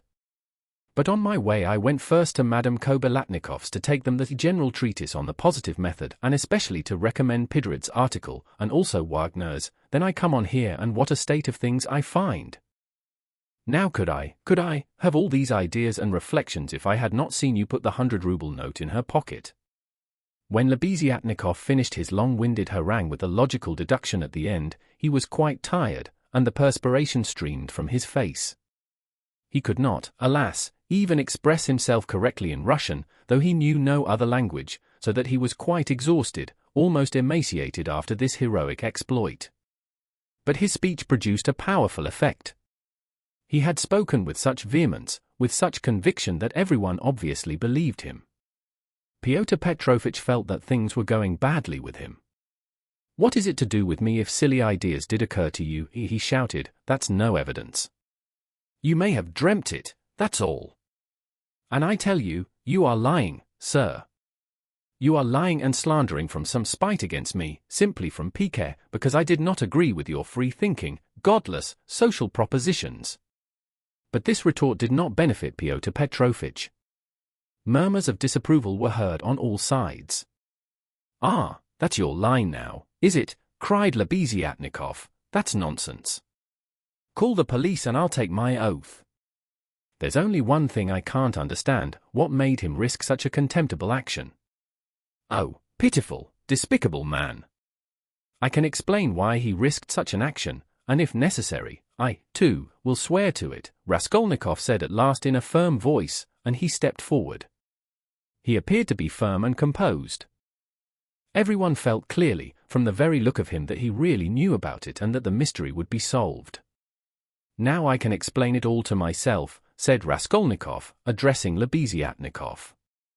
"From the very beginning of the business, I suspected that there was some scoundrelly intrigue at the bottom of it. I began to suspect it from some special circumstances known to me only, which I will explain at once to everyone. They account for everything. Your valuable evidence has finally made everything clear to me. I beg all to listen. This gentleman," he pointed to Luzhin, "was recently engaged to be married to a young lady, my sister, Avdotia Romanovna Raskolnikov. But coming to Petersburg he quarreled with me, the day before yesterday, at our first meeting, and I drove him out of my room. I have 2 witnesses to prove it. He is a very spiteful man. The day before yesterday I did not know that he was staying here, in your room, and that consequently on the very day we quarreled, the day before yesterday, he saw me give Katerina Ivanovna some money for the funeral, as a friend of the late Mr. Marmeladov. He at once wrote a note to my mother and informed her that I had given away all my money, not to Katerina Ivanovna but to Sofia Semyonovna, and referred in a most contemptible way to the character of Sofia Semyonovna, that is, hinted at the character of my attitude to Sofia Semyonovna. All this, you understand, was with the object of dividing me from my mother and sister, by insinuating that I was squandering on unworthy objects the money which they had sent me and which was all they had. Yesterday evening, before my mother and sister and in his presence, I declared that I had given the money to Katerina Ivanovna for the funeral and not to Sofia Semyonovna, and that I had no acquaintance with Sofia Semyonovna and had never seen her before, indeed. At the same time I added that he, Pyotr Petrovitch Luzhin, with all his virtues, was not worth Sofia Semyonovna's little finger, though he spoke so ill of her. To his question, would I let Sofia Semyonovna sit down beside my sister, I answered that I had already done so that day. Irritated that my mother and sister were unwilling to quarrel with me at his insinuations, he gradually began being unpardonably rude to them. A final rupture took place and he was turned out of the house. All this happened yesterday evening. Now I beg your special attention. Consider, if he had now succeeded in proving that Sofia Semyonovna was a thief, he would have shown to my mother and sister that he was almost right in his suspicions, that he had reason to be angry at my putting my sister on a level with Sofia Semyonovna, that, in attacking me, he was protecting and preserving the honor of my sister, his betrothed. In fact, he might even, through all this, have been able to estrange me from my family, and no doubt he hoped to be restored to favor with them, to say nothing of revenging himself on me personally, for he has grounds for supposing that the honor and happiness of Sofia Semyonovna are very precious to me. That was what he was working for. That's how I understand it. That's the whole reason for it, and there can be no other.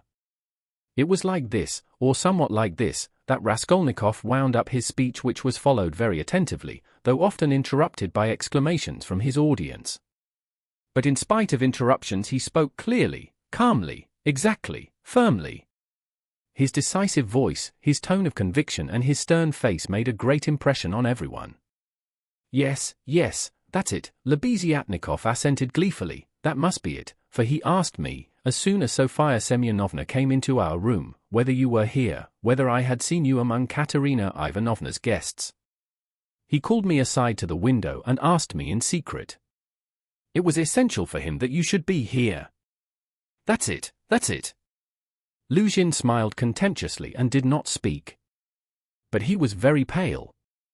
He seemed to be deliberating on some means of escape.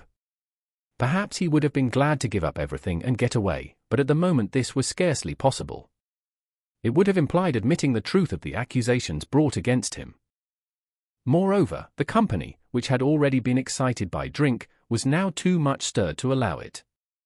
The commissariat clerk, though indeed he had not grasped the whole position, was shouting louder than anyone and was making some suggestions very unpleasant to Luzhin. But not all those present were drunk. Lodgers came in from all the rooms. The three Poles were tremendously excited and were continually shouting at him, "The pan is a lajdak," and muttering threats in Polish. Sonya had been listening with strained attention, though she too seemed unable to grasp it all. She seemed as though she had just returned to consciousness. She did not take her eyes off Raskolnikov, feeling that all her safety lay in him. Katerina Ivanovna breathed hard and painfully and seemed fearfully exhausted. Amalia Ivanovna stood looking more stupid than anyone, with her mouth wide open, unable to make out what had happened. She only saw that Pyotr Petrovitch had somehow come to grief. Raskolnikov was attempting to speak again, but they did not let him. Everyone was crowding round Luzhin with threats and shouts of abuse. But Pyotr Petrovitch was not intimidated. Seeing that his accusation of Sonya had completely failed, he had recourse to insolence. "Allow me, gentlemen, allow me. Don't squeeze, let me pass," he said, making his way through the crowd. "And no threats, if you please. I assure you it will be useless, you will gain nothing by it. On the contrary, you'll have to answer, gentlemen, for violently obstructing the course of justice. The thief has been more than unmasked, and I shall prosecute. Our judges are not so blind and not so drunk, and will not believe the testimony of two notorious infidels, agitators, and atheists, who accuse me from motives of personal revenge which they are foolish enough to admit. Yes, allow me to pass. Don't let me find a trace of you in my room. Kindly leave at once, and everything is at an end between us. When I think of the trouble I've been taking, the way I've been expounding, all this fortnight. I told you myself today that I was going, when you tried to keep me in. Now I will simply add that you are a fool. I advise you to see a doctor for your brains and your short sight. Let me pass, gentlemen." He forced his way through. But the commissariat clerk was unwilling to let him off so easily. He picked up a glass from the table, brandished it in the air and flung it at Pyotr Petrovitch, but the glass flew straight at Amalia Ivanovna. She screamed, and the clerk, overbalancing, fell heavily under the table. Pyotr Petrovitch made his way to his room and half an hour later had left the house. Sonya, timid by nature, had felt before that day that she could be ill-treated more easily than anyone, and that she could be wronged with impunity. Yet till that moment she had fancied that she might escape misfortune by care, gentleness and submissiveness before everyone. Her disappointment was too great. She could, of course, bear with patience and almost without murmur anything, even this. But for the first minute she felt it too bitter.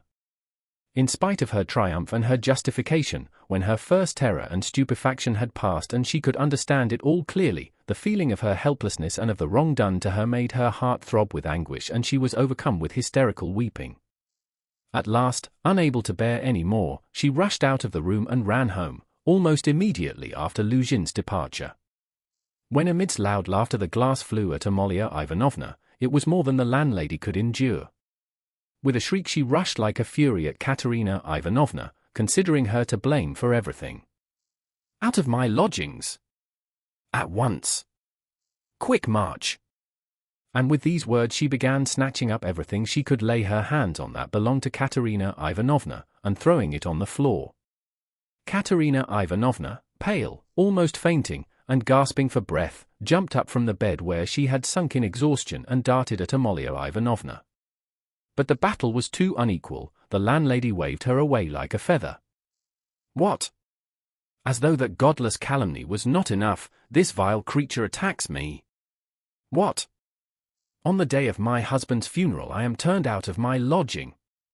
After eating my bread and salt she turns me into the street, with my orphans. Where am I to go?" wailed the poor woman, sobbing and gasping. "Good God," she cried with flashing eyes, "is there no justice upon earth? Whom should you protect if not us orphans? We shall see. There is law and justice on earth, there is, I will find it. Wait a bit, godless creature.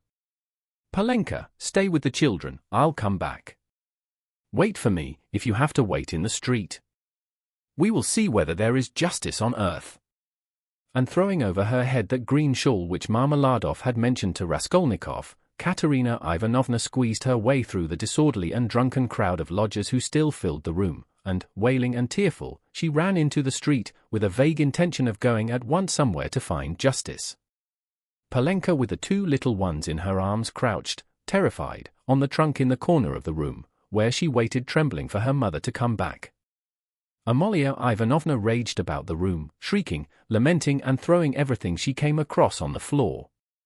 The lodgers talked incoherently, some commented to the best of their ability on what had happened, others quarreled and swore at one another, while others struck up a song. "Now it's time for me to go," thought Raskolnikov. "Well, Sofia Semyonovna, we shall see what you'll say now." And he set off in the direction of Sonya's lodgings. Chapter for Raskolnikov had been a vigorous and active champion of Sonya against Luzhin, although he had such a load of horror and anguish in his own heart. But having gone through so much in the morning, he found a sort of relief in a change of sensations, apart from the strong personal feeling which impelled him to defend Sonya. He was agitated too, especially at some moments, by the thought of his approaching interview with Sonya. He had to tell her who had killed Lizaveta. He knew the terrible suffering it would be to him and, as it were, brushed away the thought of it. So when he cried as he left Katerina Ivanovna's, "Well, Sofia Semyonovna, we shall see what you'll say now," he was still superficially excited, still vigorous and defiant from his triumph over Luzhin. But, strange to say, by the time he reached Sonya's lodging, he felt a sudden impotence and fear. He stood still in hesitation at the door, asking himself the strange question, must he tell her who killed Lizaveta? It was a strange question because he felt at the very time not only that he could not help telling her, but also that he could not put off the telling. He did not yet know why it must be so, he only felt it, and the agonizing sense of his impotence before the inevitable almost crushed him. To cut short his hesitation and suffering, he quickly opened the door and looked at Sonya from the doorway. She was sitting with her elbows on the table and her face in her hands, but seeing Raskolnikov she got up at once and came to meet him as though she were expecting him. "What would have become of me but for you?" she said quickly, meeting him in the middle of the room. Evidently she was in haste to say this to him. It was what she had been waiting for. Raskolnikov went to the table and sat down on the chair from which she had only just risen. She stood facing him, 2 steps away, just as she had done the day before. "Well, Sonya," he said, and felt that his voice was trembling, "it was all due to your social position and the habits associated with it. Did you understand that just now?" Her face showed her distress. "Only don't talk to me as you did yesterday," she interrupted him. "Please don't begin it. There is misery enough without that."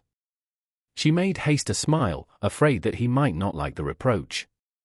"I was silly to come away from there. What is happening there now? I wanted to go back directly, but I kept thinking that you would come." He told her that Amalia Ivanovna was turning them out of their lodging and that Katerina Ivanovna had run off somewhere to seek justice. "My God," cried Sonya, "let's go at once." And she snatched up her cape. "It's everlastingly the same thing," said Raskolnikov, irritably. "You've no thought except for them. Stay a little with me." "But Katerina Ivanovna." "You won't lose Katerina Ivanovna, you may be sure. She'll come to you herself since she has run out," he added peevishly. "If she doesn't find you here, you'll be blamed for it." Sonya sat down in painful suspense. Raskolnikov was silent, gazing at the floor and deliberating. "This time Luzhin did not want to prosecute you," he began, not looking at Sonya, "but if he had wanted to, if it had suited his plans, he would have sent you to prison if it had not been for Lebeziatnikov and me." "Ah. Yes," she assented in a faint voice. "Yes," she repeated, preoccupied and distressed. "But I might easily not have been there. And it was quite an accident Lebeziatnikov's turning up." Sonya was silent. "And if you'd gone to prison, what then? Do you remember what I said yesterday?" Again she did not answer. He waited. "I thought you would cry out again, 'Don't speak of it, leave off.'" Raskolnikov gave a laugh, but rather a forced one. "What, silence again?" he asked a minute later. "We must talk about something, you know. It would be interesting for me to know how you would decide a certain problem, as Lebeziatnikov would say." He was beginning to lose the thread. "No, really, I am serious. Imagine, Sonya, that you had known all Luzhin's intentions beforehand. Known, that is, for a fact, that they would be the ruin of Katerina Ivanovna and the children and yourself thrown in, since you don't count yourself for anything, Polenka too, for she'll go the same way. Well, if suddenly it all depended on your decision whether he or they should go on living, that is whether Luzhin should go on living and doing wicked things, or Katerina Ivanovna should die. How would you decide which of them was to die? I ask you." Sonya looked uneasily at him. There was something peculiar in this hesitating question, which seemed approaching something in a roundabout way. "I felt that you were going to ask some question like that," she said, looking inquisitively at him. "I dare say you did. But how is it to be answered?" "Why do you ask about what could not happen?" said Sonya reluctantly. "Then it would be better for Luzhin to go on living and doing wicked things? You haven't dared to decide even that. But I can't know the divine providence. And why do you ask what can't be answered? What's the use of such foolish questions? How could it happen that it should depend on my decision? Who has made me a judge to decide who is to live and who is not to live? Oh, if the divine providence is to be mixed up in it, there is no doing anything," Raskolnikov grumbled morosely. "You'd better say straight out what you want," Sonya cried in distress. "You are leading up to something again. Can you have come simply to torture me?" She could not control herself and began crying bitterly. He looked at her in gloomy misery. 5 minutes passed. "Of course you're right, Sonya," he said softly at last. He was suddenly changed. His tone of assumed arrogance and helpless defiance was gone. Even his voice was suddenly weak. I told you yesterday that I was not coming to ask forgiveness, and almost the first thing I've said is to ask forgiveness. I said that about Luzhin and Providence for my own sake. I was asking forgiveness, Sonya. He tried to smile, but there was something helpless and incomplete in his pale smile. He bowed his head and hid his face in his hands. And suddenly a strange, surprising sensation of a sort of bitter hatred for Sonya passed through his heart. As it were wondering and frightened of this sensation, he raised his head and looked intently at her, but he met her uneasy and painfully anxious eyes fixed on him. There was love in them, his hatred vanished like a phantom. It was not the real feeling, he had taken the one feeling for the other. It only meant that that minute had come. He hid his face in his hands again and bowed his head. Suddenly he turned pale, got up from his chair, looked at Sonya, and without uttering a word sat down mechanically on her bed. His sensations that moment were terribly like the moment when he had stood over the old woman with the axe in his hand and felt that he must not lose another minute. "What's the matter?" asked Sonya, dreadfully frightened. He could not utter a word. This was not at all the way he had intended to tell, and he did not understand what was happening to him now. She went up to him, softly, sat down on the bed beside him and waited, not taking her eyes off him. Her heart throbbed and sank. It was unendurable. He turned his deadly pale face to her. His lips worked, helplessly struggling to utter something. A pang of terror passed through Sonya's heart. "What's the matter?" she repeated, drawing a little away from him. "Nothing, Sonya, don't be frightened. It's nonsense." "It really is nonsense, if you think of it," he muttered, like a man in delirium. "Why have I come to torture you?" he added suddenly, looking at her. "Why, really? I keep asking myself that question, Sonya." He had perhaps been asking himself that question a quarter of an hour before, but now he spoke helplessly, hardly knowing what he said and feeling a continual tremor all over.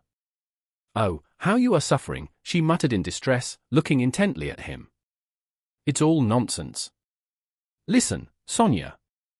He suddenly smiled, a pale helpless smile for 2 seconds. "You remember what I meant to tell you yesterday?" Sonya waited uneasily. "I said as I went away that perhaps I was saying goodbye forever, but that if I came today I would tell you who killed Lizaveta." She began trembling all over. "Well, here I've come to tell you." "Then you really meant it yesterday?" she whispered with difficulty. "How do you know?" she asked quickly, as though suddenly regaining her reason. Sonya's face grew paler and paler, and she breathed painfully. "I know." She paused a minute. "Have they found him?" she asked timidly. "No, then how do you know about it?" she asked again, hardly audibly, and again after a minute's pause. He turned to her and looked very intently at her. "Guess," he said, with the same distorted helpless smile. A shudder passed over her. "But why do you frighten me like this?" she said, smiling like a child. "I must be a great friend of his, since I know," Raskolnikov went on, still gazing into her face, as though he could not turn his eyes away. "He did not mean to kill that Lizaveta, he killed her accidentally. He meant to kill the old woman when she was alone and he went there, and then Lizaveta came in, he killed her too." Another awful moment passed. Both still gazed at one another. "You can't guess, then?" he asked suddenly, feeling as though he were flinging himself down from a steeple. "No," whispered Sonya. "Take a good look." As soon as he had said this again, the same familiar sensation froze his heart. He looked at her and all at once seemed to see in her face the face of Lizaveta. He remembered clearly the expression in Lizaveta's face when he approached her with the axe and she stepped back to the wall, putting out her hand, with childish terror in her face, looking as little children do when they begin to be frightened of something, looking intently and uneasily at what frightens them, shrinking back and holding out their little hands on the point of crying. Almost the same thing happened now to Sonya. With the same helplessness and the same terror, she looked at him for a while and, suddenly putting out her left hand, pressed her fingers faintly against his breast and slowly began to get up from the bed, moving further from him and keeping her eyes fixed even more immovably on him. Her terror infected him. the same fear showed itself on his face. In the same way he stared at her, and almost with the same childish smile. "Have you guessed?" he whispered at last.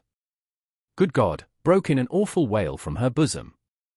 She sank helplessly on the bed with her face in the pillows, but a moment later she got up, moved quickly to him, seized both his hands and, gripping them tight in her thin fingers, began looking into his face again with the same intent stare. In this last desperate look she tried to look into him and catch some last hope. But there was no hope, there was no doubt remaining, it was all true. Later on, indeed, when she recalled that moment, she thought it strange and wondered why she had seen at once that there was no doubt.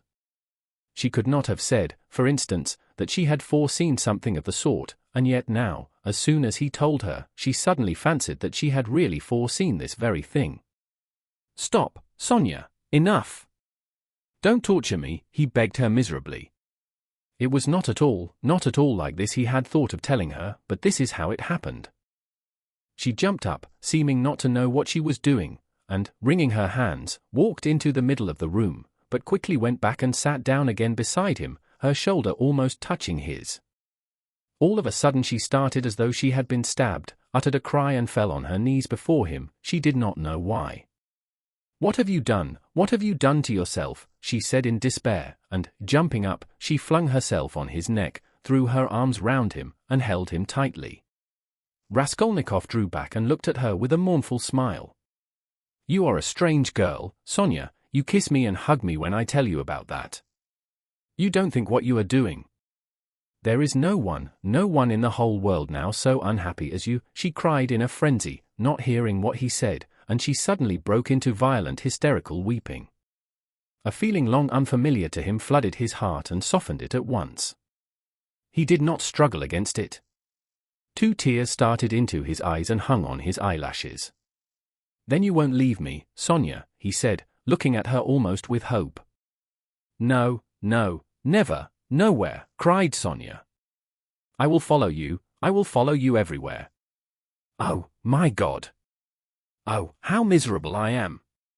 Why didn't I know you before? Why didn't you come before? Oh, dear! Here I have come.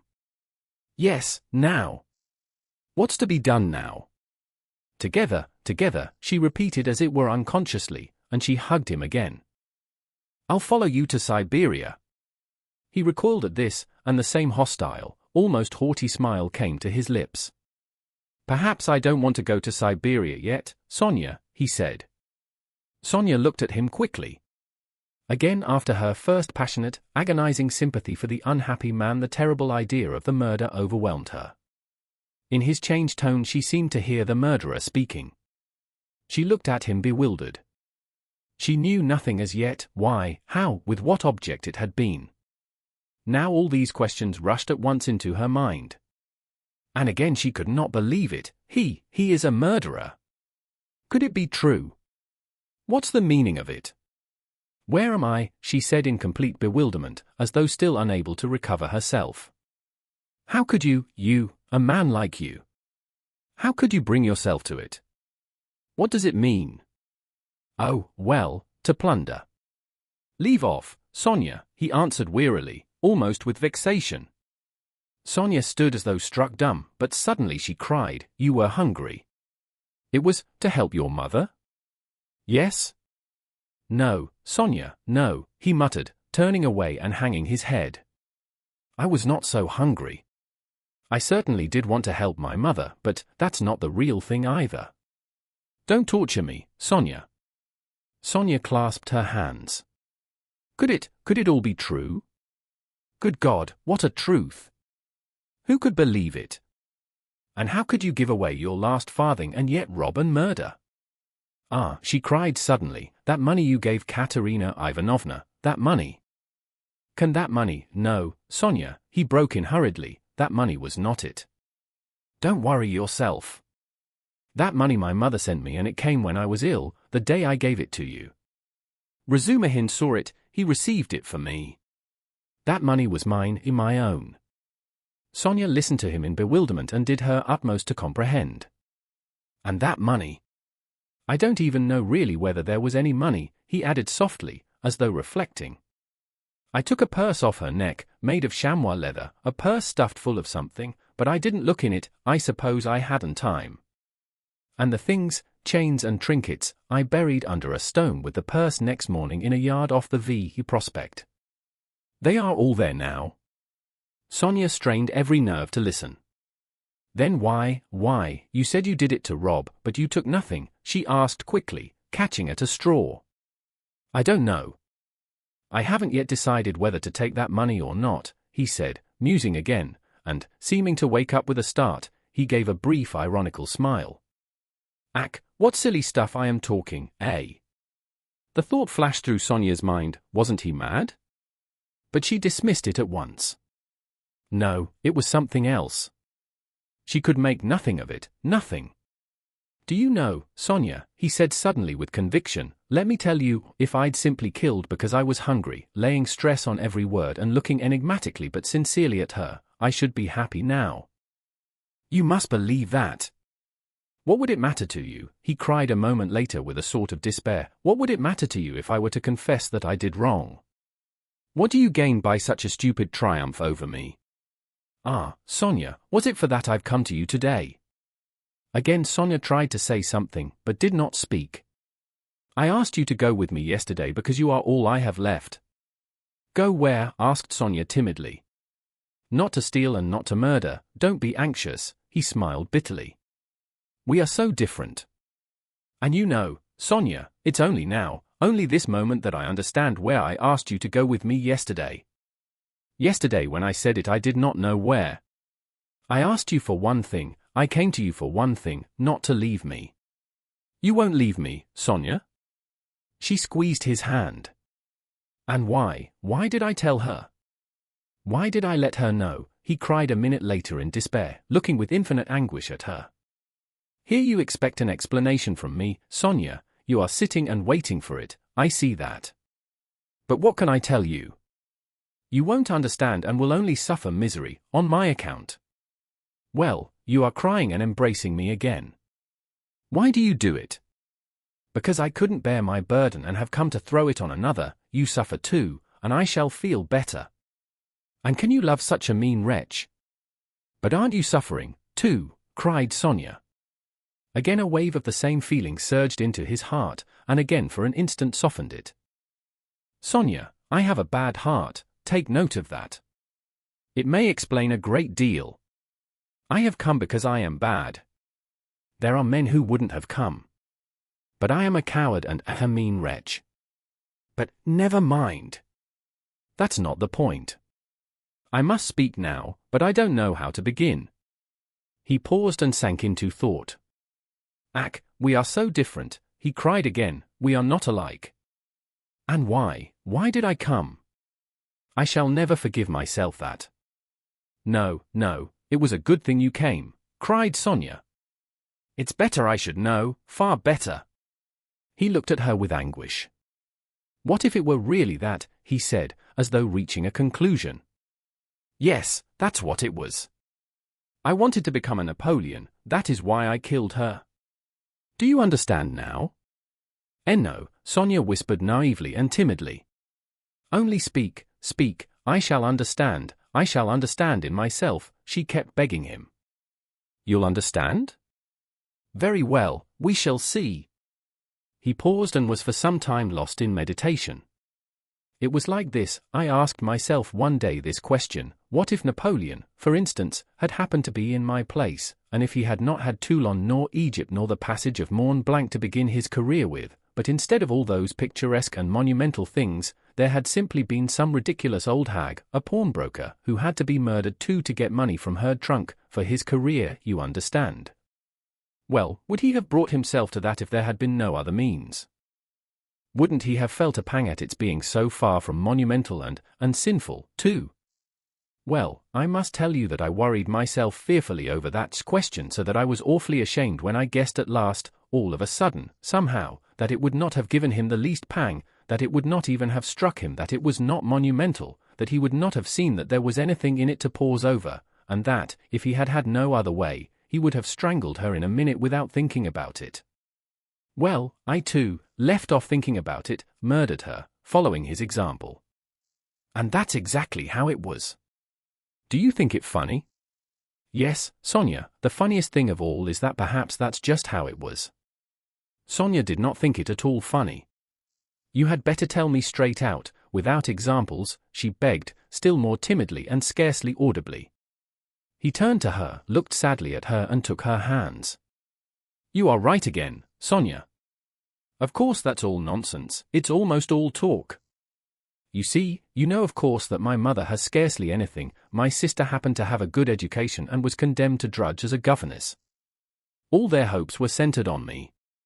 I was a student, but I couldn't keep myself at the university and was forced for a time to leave it. Even if I had lingered on like that, in 10 or 12 years I might, with luck, hope to be some sort of teacher or clerk with a salary of 1,000 rubles. He repeated it as though it were a lesson, and by that time my mother would be worn out with grief and anxiety and I could not succeed in keeping her in comfort while my sister, well, my sister might well have fared worse. And it's a hard thing to pass everything by all one's life, to turn one's back upon everything, to forget one's mother and decorously accept the insults inflicted on one's sister. Why should one? When one has buried them to burden oneself with others, wife and children, and to leave them again without a farthing. So I resolved to gain possession of the old woman's money and to use it for my first years without worrying my mother, to keep myself at the university and for a little while after leaving it, and to do this all on a broad, thorough scale, so as to build up a completely new career and enter upon a new life of independence. Well, that's all. Well, of course in killing the old woman I did wrong. Well, that's enough. He struggled to the end of his speech in exhaustion and let his head sink. Oh, that's not it, Sonya cried in distress. How could one? No, that's not right, not right. You see yourself that it's not right. But I've spoken truly, it's the truth. As though that could be the truth. Good God. I've only killed a louse, Sonya, a useless, loathsome, harmful creature. A human being, a louse. I too know it wasn't a louse, he answered, looking strangely at her. But I am talking nonsense, Sonya, he added. I've been talking nonsense a long time. That's not it, you are right there. There were quite other causes for it. I haven't talked to anyone for so long, Sonya. My head aches dreadfully now. His eyes shone with feverish brilliance. He was almost delirious, an uneasy smile strayed on his lips. His terrible exhaustion could be seen through his excitement. Sonya saw how he was suffering. She too was growing dizzy. And he talked so strangely, it seemed somehow comprehensible, but yet. But how? Good God! And she wrung her hands in despair. No, Sonya, that's not it, he began again suddenly, raising his head, as though a new and sudden train of thought had struck and as it were roused him. That's not it. Better, imagine, yes, it's certainly better, imagine that I am vain, envious, malicious, base, vindictive and, well, perhaps with a tendency to insanity. Let's have it all out at once. They've talked of madness already, I noticed. I told you just now I could not keep myself at the university. But do you know that perhaps I might have done? My mother would have sent me what I needed for the fees and I could have earned enough for clothes, boots and food, no doubt. Lessons had turned up at half a ruble. Razumihin works. But I turned sulky and wouldn't. Yes, sulkiness, that's the right word for it. I sat in my room like a spider. You've been in my den, you've seen it. And do you know, Sonya, that low ceilings and tiny rooms cramp the soul and the mind? Ah, how I hated that garret. And yet I wouldn't go out of it. I wouldn't on purpose. I didn't go out for days together, and I wouldn't work, I wouldn't even eat, I just lay there doing nothing. If Nastasia brought me anything, I ate it, if she didn't, I went all day without, I wouldn't ask, on purpose, from sulkiness. At night I had no light, I lay in the dark and I wouldn't earn money for candles. I ought to have studied, but I sold my books, and the dust lies an inch thick on the notebooks on my table. I preferred lying still and thinking. And I kept thinking. And I had dreams all the time, strange dreams of all sorts, no need to describe. Only then I began to fancy that. No, that's not it. Again I am telling you wrong. You see, I kept asking myself then, why am I so stupid that if others are stupid, and I know they are, yet I won't be wiser? Then I saw, Sonya, that if one waits for everyone to get wiser it will take too long. Afterwards I understood that that would never come to pass, that men won't change and that nobody can alter it and that it's not worth wasting effort over it. Yes, that's so. That's the law of their nature, Sonya, that's so.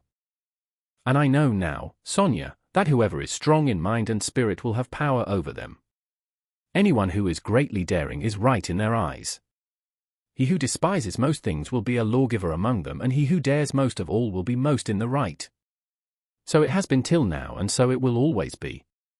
A man must be blind not to see it. Though Raskolnikov looked at Sonya as he said this, he no longer cared whether she understood or not.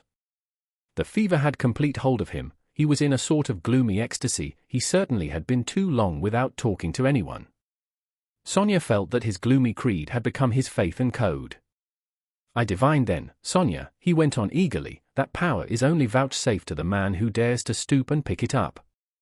There is only one thing needful, one has only to dare. Then for the first time in my life an idea took shape in my mind which no one had ever thought of before me, no one. I saw clear as daylight how strange it is that not a single person living in this mad world has had the daring to go straight for it all and send it flying to the devil. I wanted to have the daring, and I killed her. I only wanted to have the daring, Sonya. That was the whole cause of it. Oh, hush, hush, cried Sonya, clasping her hands. You turned away from God and God has smitten you, has given you over to the devil. Then Sonya, when I used to lie there in the dark and all this became clear to me, was it a temptation of the devil, eh? Hush, don't laugh, blasphemer. You don't understand, you don't understand. Oh God. He won't understand. Hush, Sonya. I am not laughing. I know myself that it was the devil leading me. Hush, Sonya, hush, he repeated with gloomy insistence. I know it all, I have thought it all over and whispered it all over to myself, lying there in the dark. I've argued it all over with myself, every point of it, and I know it all. And how sick I was then of going over it all. I have kept wanting to forget it and make a new beginning, Sonya, and leave off thinking. And you don't suppose that I went into it headlong like a fool? I went into it like a wise man, and that was just my destruction.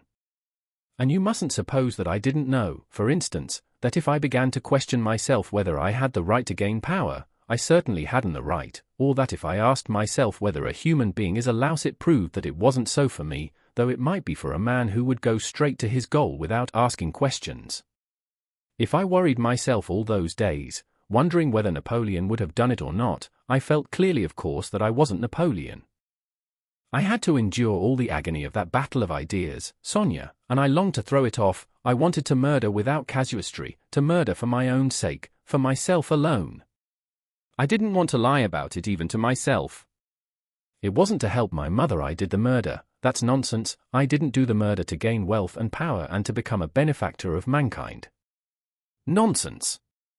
I simply did it, I did the murder for myself alone, and whether I became a benefactor to others, or spent my life like a spider catching men in my web and sucking the life out of men, I couldn't have cared at that moment. And it was not the money I wanted, Sonya, when I did it. It was not so much the money I wanted, but something else. I know it all now. Understand me. Perhaps I should never have committed a murder again. I wanted to find out something else, it was something else led me on. I wanted to find out then and quickly whether I was a louse like everybody else or a man.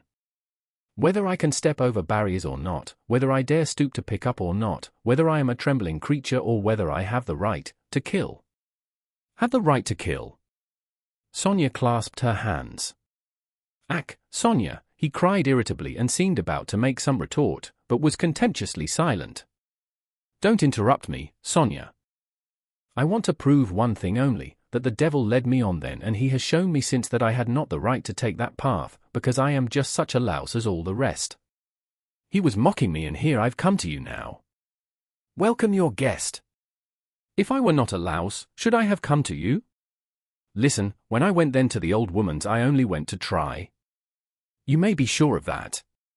And you murdered her. But how did I murder her? Is that how men do murders? Do men go to commit a murder as I went then? I will tell you some day how I went. Did I murder the old woman? I murdered myself, not her. I crushed myself once for all, forever. But it was the devil that killed that old woman, not I. Enough, enough, Sonya, enough. Let me be, he cried in a sudden spasm of agony. Let me be. He leaned his elbows on his knees and squeezed his head in his hands as in a vice. What suffering? A wail of anguish broke from Sonya. Well, what am I to do now? He asked, suddenly raising his head and looking at her with a face hideously distorted by despair. What are you to do? She cried, jumping up, and her eyes that had been full of tears suddenly began to shine. Stand up! She seized him by the shoulder. He got up, looking at her almost bewildered. Go at once, this very minute, stand at the crossroads, bow down, first kiss the earth which you have defiled and then bow down to all the world and say to all men aloud, I am a murderer. Then God will send you life again. Will you go, will you go? She asked him, trembling all over, snatching his two hands, squeezing them tight in hers and gazing at him with eyes full of fire. He was amazed at her sudden ecstasy. You mean Siberia, Sonya? I must give myself up, he asked gloomily. Suffer and expiate your sin by it, that's what you must do. No. I am not going to them, Sonya. But how will you go on living? What will you live for? Cried Sonya. How is it possible now? Why, how can you talk to your mother? Oh, what will become of them now? But what am I saying? You have abandoned your mother and your sister already. He has abandoned them already. Oh, God, she cried, why, he knows it all himself. How can he live by himself? What will become of you now? Don't be a child, Sonya, he said softly. What wrong have I done them? Why should I go to them? What should I say to them? That's only a phantom. They destroy men by millions themselves and look on it as a virtue. They are knaves and scoundrels, Sonya. I am not going to them. And what should I say to them, that I murdered her, but did not dare to take the money and hid it under a stone, he added with a bitter smile. Why, they would laugh at me, and would call me a fool for not getting it. A coward and a fool. They wouldn't understand and they don't deserve to understand.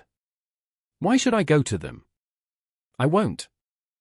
Don't be a child, Sonya, it will be too much for you to bear, too much, she repeated, holding out her hands in despairing supplication.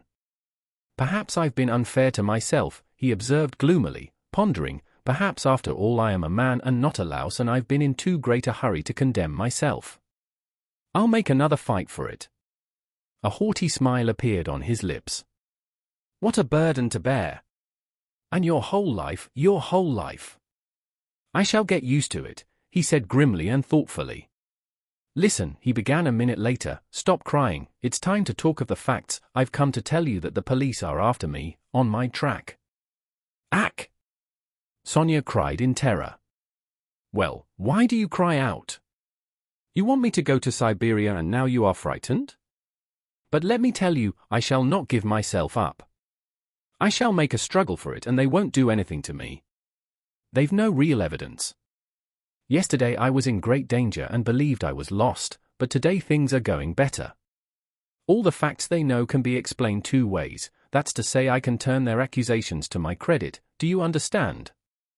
And I shall, for I've learnt my lesson. But they will certainly arrest me. If it had not been for something that happened, they would have done so today for certain, perhaps even now they will arrest me today. But that's no matter, Sonya, they'll let me out again, for there isn't any real proof against me, and there won't be, I give you my word for it. And they can't convict a man on what they have against me. Enough. I only tell you that you may know. I will try to manage somehow to put it to my mother and sister so that they won't be frightened. My sister's future is secure, however, now, I believe, and my mother's must be too. Well, that's all. Be careful, though.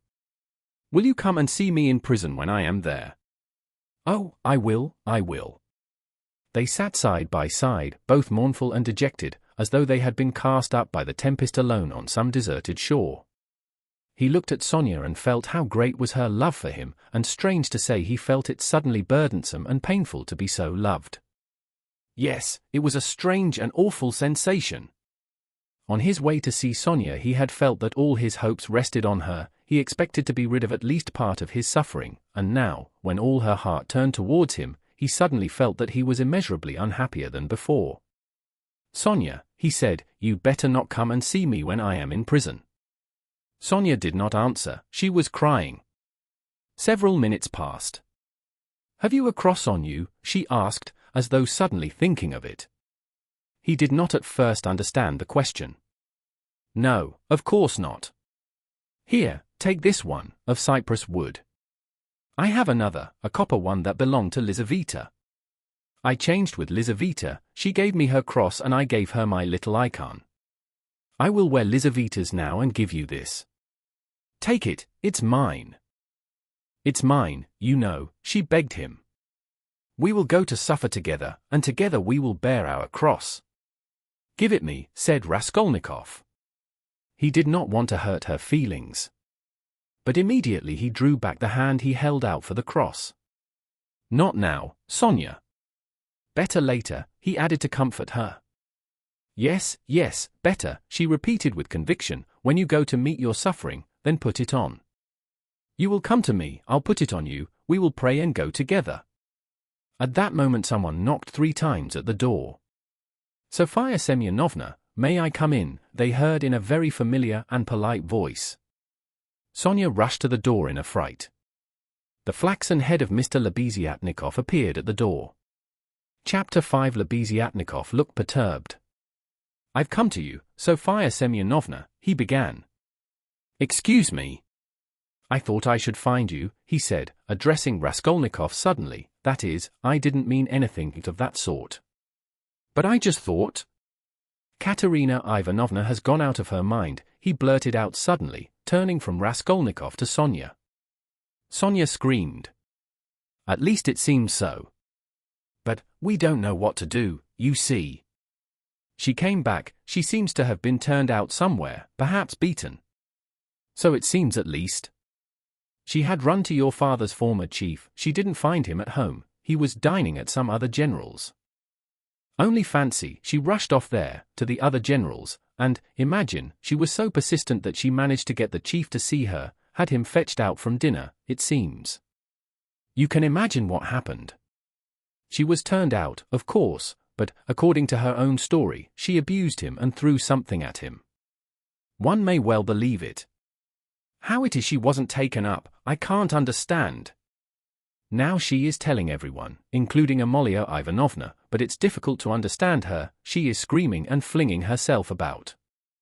Oh yes, she shouts that since everyone has abandoned her, she will take the children and go into the street with a barrel organ, and the children will sing and dance, and she too, and collect money, and will go every day under the general's window. To let everyone see well-born children, whose father was an official, begging in the street. She keeps beating the children and they are all crying.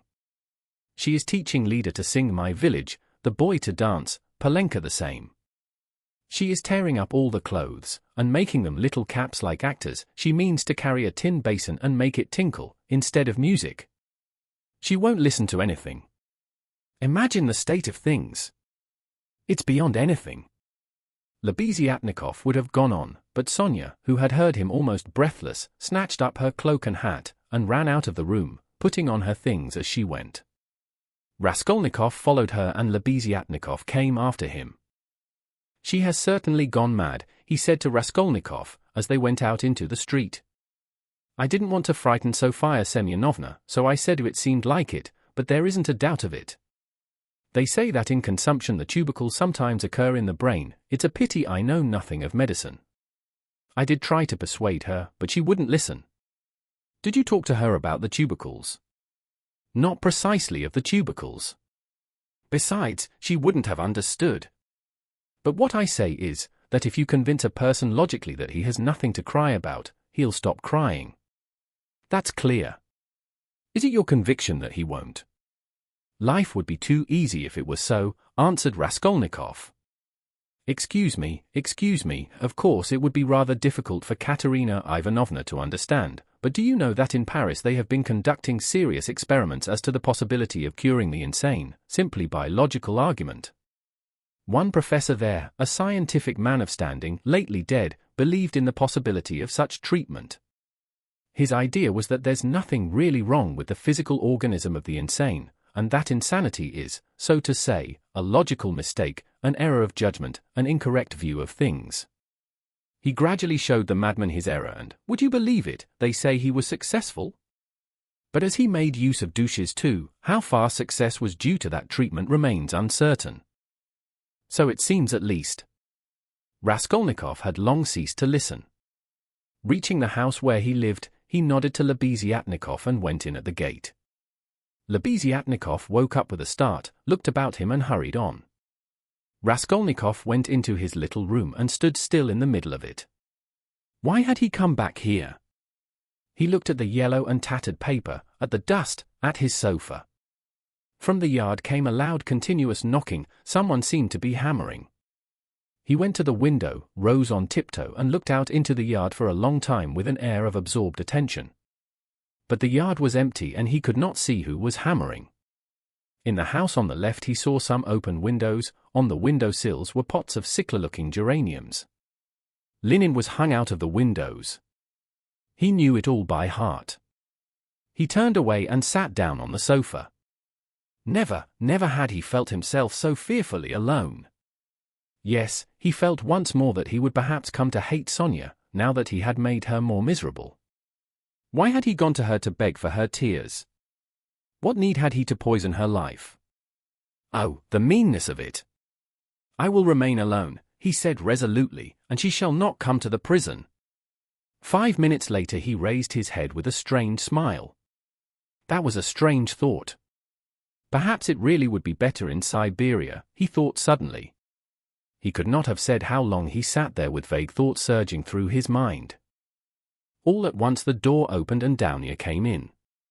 At first she stood still and looked at him from the doorway, just as he had done at Sonya, then she came in and sat down in the same place as yesterday, on the chair facing him. He looked silently and almost vacantly at her. Don't be angry, brother, I've only come for 1 minute, said Downia. Her face looked thoughtful but not stern. Her eyes were bright and soft. He saw that she too had come to him with love. Brother, now I know all. Dmitri Prokofitch has explained and told me everything.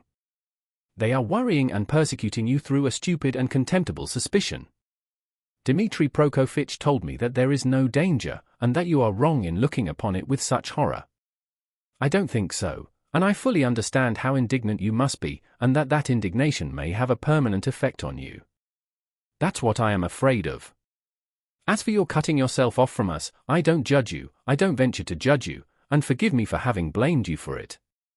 I feel that I too, if I had so great a trouble, should keep away from everyone. I shall tell Mother nothing of this, but I shall talk about you continually and shall tell her from you that you will come very soon. Don't worry about her, I will set her mind at rest, but don't you try her too much, come once at least, remember that she is your mother. And now I have come simply to say, Downia began to get up, that if you should need me or should need all my life or anything, call me, and I'll come. Goodbye. She turned abruptly and went towards the door. Downia! Raskolnikov stopped her and went towards her. That Razumihin, Dmitri Prokofitch, is a very good fellow. Downia flushed slightly. Well, she asked, waiting a moment. He is competent, hard-working, honest and capable of real love. Goodbye, Downia. Downia flushed crimson, then suddenly she took alarm. But what does it mean, brother? Are we really parting forever that you give me such a parting message? Never mind. Goodbye. He turned away, and walked to the window. She stood a moment, looked at him uneasily, and went out troubled. No, he was not cold to her. There was an instant, the very last one, when he had longed to take her in his arms and say goodbye to her, and even to tell her, but he had not dared even to touch her hand. Afterwards she may shudder when she remembers that I embraced her, and will feel that I stole her kiss. And would she stand that test? He went on a few minutes later to himself. No, she wouldn't. Girls like that can't stand things. They never do. And he thought of Sonya. There was a breath of fresh air from the window. The daylight was fading. He took up his cap and went out. He could not, of course, and would not consider how ill he was. But all this continual anxiety and agony of mind could not but affect him. And if he were not lying in high fever, it was perhaps just because this continual inner strain helped to keep him on his legs and in possession of his faculties. But this artificial excitement could not last long. He wandered aimlessly. The sun was setting. A special form of misery had begun to oppress him of late. There was nothing poignant, nothing acute about it, but there was a feeling of permanence, of eternity about it. It brought a foretaste of hopeless years of this cold leaden misery, a foretaste of an eternity on a square yard of space. Towards evening this sensation usually began to weigh on him more heavily. With this idiotic, purely physical weakness, depending on the sunset or something, one can't help doing something stupid.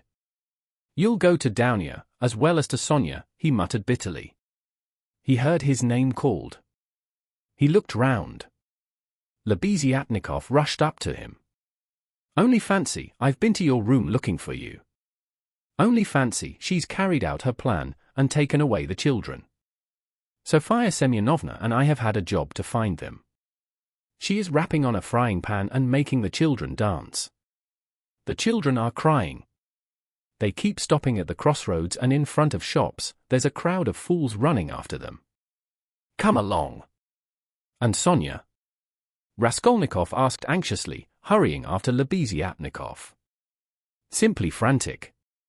That is, it's not Sofia Semyonovna's frantic, but Katerina Ivanovna, though Sofia Semyonova's frantic too. But Katerina Ivanovna is absolutely frantic. I tell you she is quite mad. They'll be taken to the police. You can fancy what an effect that will have. They are on the canal bank, near the bridge now, not far from Sofia Semyonovna's, quite close. On the canal bank near the bridge and not 2 houses away from the one where Sonya lodged, there was a crowd of people, consisting principally of gutter children. The hoarse-broken voice of Katerina Ivanovna could be heard from the bridge, and it certainly was a strange spectacle likely to attract a street crowd. Katerina Ivanovna, in her old dress with the green shawl, wearing a torn straw hat, crushed in a hideous way on one side, was really frantic. She was exhausted and breathless. Her wasted consumptive face looked more suffering than ever, and indeed out of doors in the sunshine a consumptive always looks worse than at home. But her excitement did not flag, and every moment her irritation grew more intense. She rushed at the children, shouted at them, coaxed them, told them before the crowd how to dance and what to sing, began explaining to them why it was necessary, and driven to desperation by their not understanding, beat them. Then she would make a rush at the crowd. If she noticed any decently dressed person stopping to look, she immediately appealed to him to see what these children from a genteel, one may say aristocratic, house had been brought to. If she heard laughter or jeering in the crowd, she would rush at once at the scoffers and begin squabbling with them. Some people laughed, others shook their heads, but everyone felt curious at the sight of the madwoman with the frightened children. The frying pan of which Lebeziatnikov had spoken was not there, at least Raskolnikov did not see it. But instead of rapping on the pan, Katerina Ivanovna began clapping her wasted hands, when she made Lida and Kolya dance and Polenka sing. She too joined in the singing, but broke down at the second note with a fearful cough, which made her curse in despair and even shed tears. What made her most furious was the weeping and terror of Kolya and Lida. Some effort had been made to dress the children up as street singers are dressed. The boy had on a turban made of something red and white to look like a Turk. There had been no costume for Lida, she simply had a red knitted cap, or rather a nightcap that had belonged to Marmeladov, decorated with a broken piece of white ostrich feather which had been Katerina Ivanovna's grandmother's and had been preserved as a family possession. Polenka was in her everyday dress. She looked in timid perplexity at her mother, and kept at her side, hiding her tears. She dimly realized her mother's condition, and looked uneasily about her. She was terribly frightened of the street and the crowd. Sonya followed Katerina Ivanovna, weeping and beseeching her to return home, but Katerina Ivanovna was not to be persuaded. "Leave off, Sonya, leave off," she shouted, speaking fast, panting and coughing. "You don't know what you ask, you are like a child. I've told you before that I am not coming back to that drunken German. Let all Petersburg see the children begging in the streets, though their father was an honorable man who served all his life in truth and fidelity, and one may say died in the service." Katerina Ivanovna had by now invented this fantastic story and thoroughly believed it. "Let that wretch of a general see it. And you are silly, Sonya, what have we to eat? Tell me that. We have worried you enough, I won't go on so." "Ah, Rodion Romanovitch, is that you?" she cried, seeing Raskolnikov and rushing up to him. "Explain to this silly girl, please, that nothing better could be done. Even organ grinders earn their living, and everyone will see at once that we are different, that we are an honorable and bereaved family reduced to beggary. And that general will lose his post, you'll see. We shall perform under his windows every day, and if the Tsar drives by, I'll fall on my knees, put the children before me, show them to him, and say, defend us, Father. He is the father of the fatherless, he is merciful, he'll protect us, you'll see, and that wretch of a general. Leader, tenez vaus droit. Kolya, you'll dance again. Why are you whimpering? Whimpering again? What are you afraid of, stupid? Goodness, what am I to do with them, Rodion Romanovitch? If you only knew how stupid they are. What's one to do with such children? And she, almost crying herself, which did not stop her uninterrupted, rapid flow of talk, pointed to the crying children. Raskolnikov tried to persuade her to go home, and even said, hoping to work on her vanity, that it was unseemly for her to be wandering about the streets like an organ grinder, as she was intending to become the principal of a boarding school. A boarding school, ha ha ha! A castle in the air, cried Katerina Ivanovna, her laugh ending in a cough. No, Rodion Romanovitch, that dream is over. All have forsaken us. And that general. You know, Rodion Romanovitch, I threw an ink pot at him, it happened to be standing in the waiting room by the paper where you sign your name. I wrote my name, threw it at him and ran away. Oh, the scoundrels, the scoundrels. But enough of them, now I'll provide for the children myself, I won't bow down to anybody. She has had to bear enough for us, she pointed to Sonya. Polenka, how much have you got? Show me. What, only 2 farthings? Oh, the mean wretches. They give us nothing, only run after us, putting their tongues out. There, what is that blockhead laughing at? She pointed to a man in the crowd. It's all because Kolya here is so stupid, I have such a bother with him. What do you want, Polenka? Tell me in French, parlez-moi français. Why, I've taught you, you know some phrases. Else how are you to show that you are of good family, well-brought-up children, and not at all like other organ grinders? We aren't going to have a Punch and Judy show in the street, but to sing a genteel song. Ah, yes. What are we to sing? You keep putting me out, but we, you see, we are standing here, Rodion Romanovitch, to find something to sing and get money, something Kolya can dance to. For, as you can fancy, our performance is all impromptu. We must talk it over and rehearse it all thoroughly, and then we shall go to Nevsky, where there are far more people of good society, and we shall be noticed at once. Leader knows my village only, nothing but's my village, and everyone sings that. We must sing something far more genteel. Well, have you thought of anything, Polenka? If only you'd help your mother. My memory's quite gone, or I should have thought of something. We really can't sing then huzzah. Ah, let us sing in French, cinq sous, I have taught it you, I have taught it you. And as it is in French, people will see at once that you are children of good family, and that will be much more touching. You might sing a Marlborough Senvat, for that's quite a child's song and is sung as a lullaby in all the aristocratic houses. Marlborough Senvat any sate quant reviendra, she began singing. But no, better sing sink sous. Now, Kolya, your hands on your hips, make haste, and you, leader, keep turning the other way, and Polenka and I will sing and clap our hands. Sink sous pour monter notre ménage. Cough cough cough. Set your dress straight, Polenka, it slipped down on your shoulders, she observed, panting from coughing. Now it's particularly necessary to behave nicely and genteelly, that all may see that you are well-born children. I said at the time that the bodice should be cut longer and made of 2 widths. It was your fault, Sonya, with your advice to make it shorter, and now you see the child is quite deformed by it. Why, you're all crying again. What's the matter, stupids? Come, Kolya, begin. Make haste, make haste. Oh, what an unbearable child. Sink sous, sink sous. A policeman again. What do you want? A policeman was indeed forcing his way through the crowd. But at that moment a gentleman in civilian uniform and an overcoat, a solid-looking official of about 50 with a decoration on his neck, which delighted Katerina Ivanovna and had its effect on the policeman, approached and without a word handed her a green 3-ruble note. His face wore a look of genuine sympathy. Katerina Ivanovna took it and gave him a polite, even ceremonious, bow.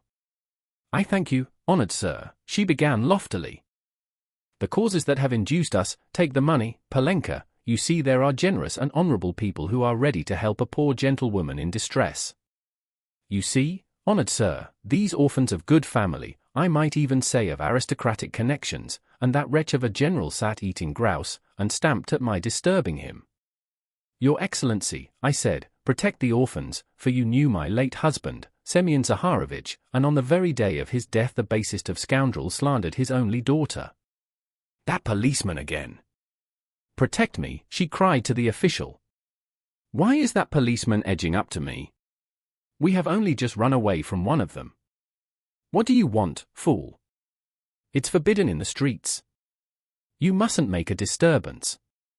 It's you're making a disturbance. It's just the same as if I were grinding an organ. What business is it of yours? You have to get a license for an organ, and you haven't got one, and in that way you collect a crowd. Where do you lodge? What, a license? Wailed Katerina Ivanovna. I buried my husband today. What need of a license? Calm yourself, madam, calm yourself, began the official. Come along, I will escort you. This is no place for you in the crowd. You are ill. Honored sir, you don't know, screamed Katerina Ivanovna.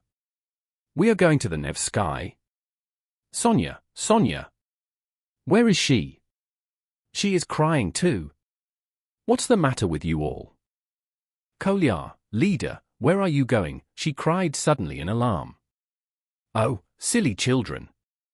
Kolya, leader, where are they off to? Kolya and leader, scared out of their wits by the crowd, and their mother's mad pranks, suddenly seized each other by the hand, and ran off at the sight of the policeman who wanted to take them away somewhere. Weeping and wailing, poor Katerina Ivanovna ran after them.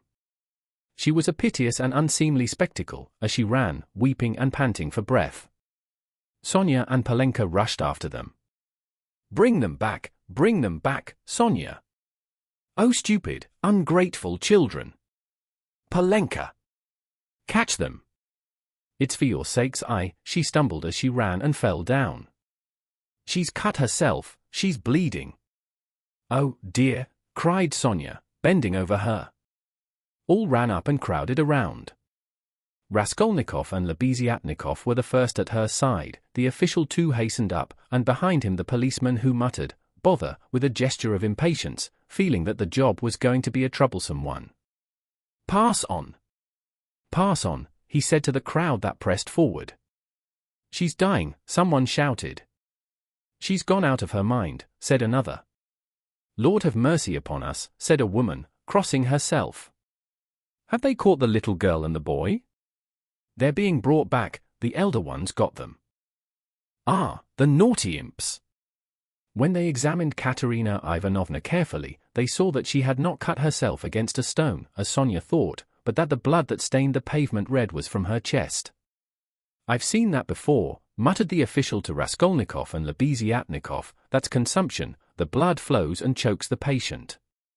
I saw the same thing with a relative of my own not long ago, nearly a pint of blood, all in a minute. What's to be done though? She is dying. This way, to my room. Sonya implored. I live here. See, that house, the second from here. Come to me, make haste. She turned from one to the other. Send for the doctor. Oh, dear.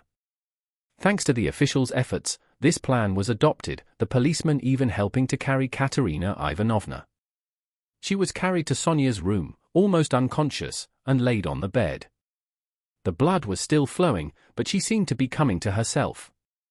Raskolnikov, Lebeziatnikov, and the official accompanied Sonya into the room and were followed by the policeman, who first drove back the crowd which followed to the very door. Polenka came in holding Kolyar and Lida, who were trembling and weeping.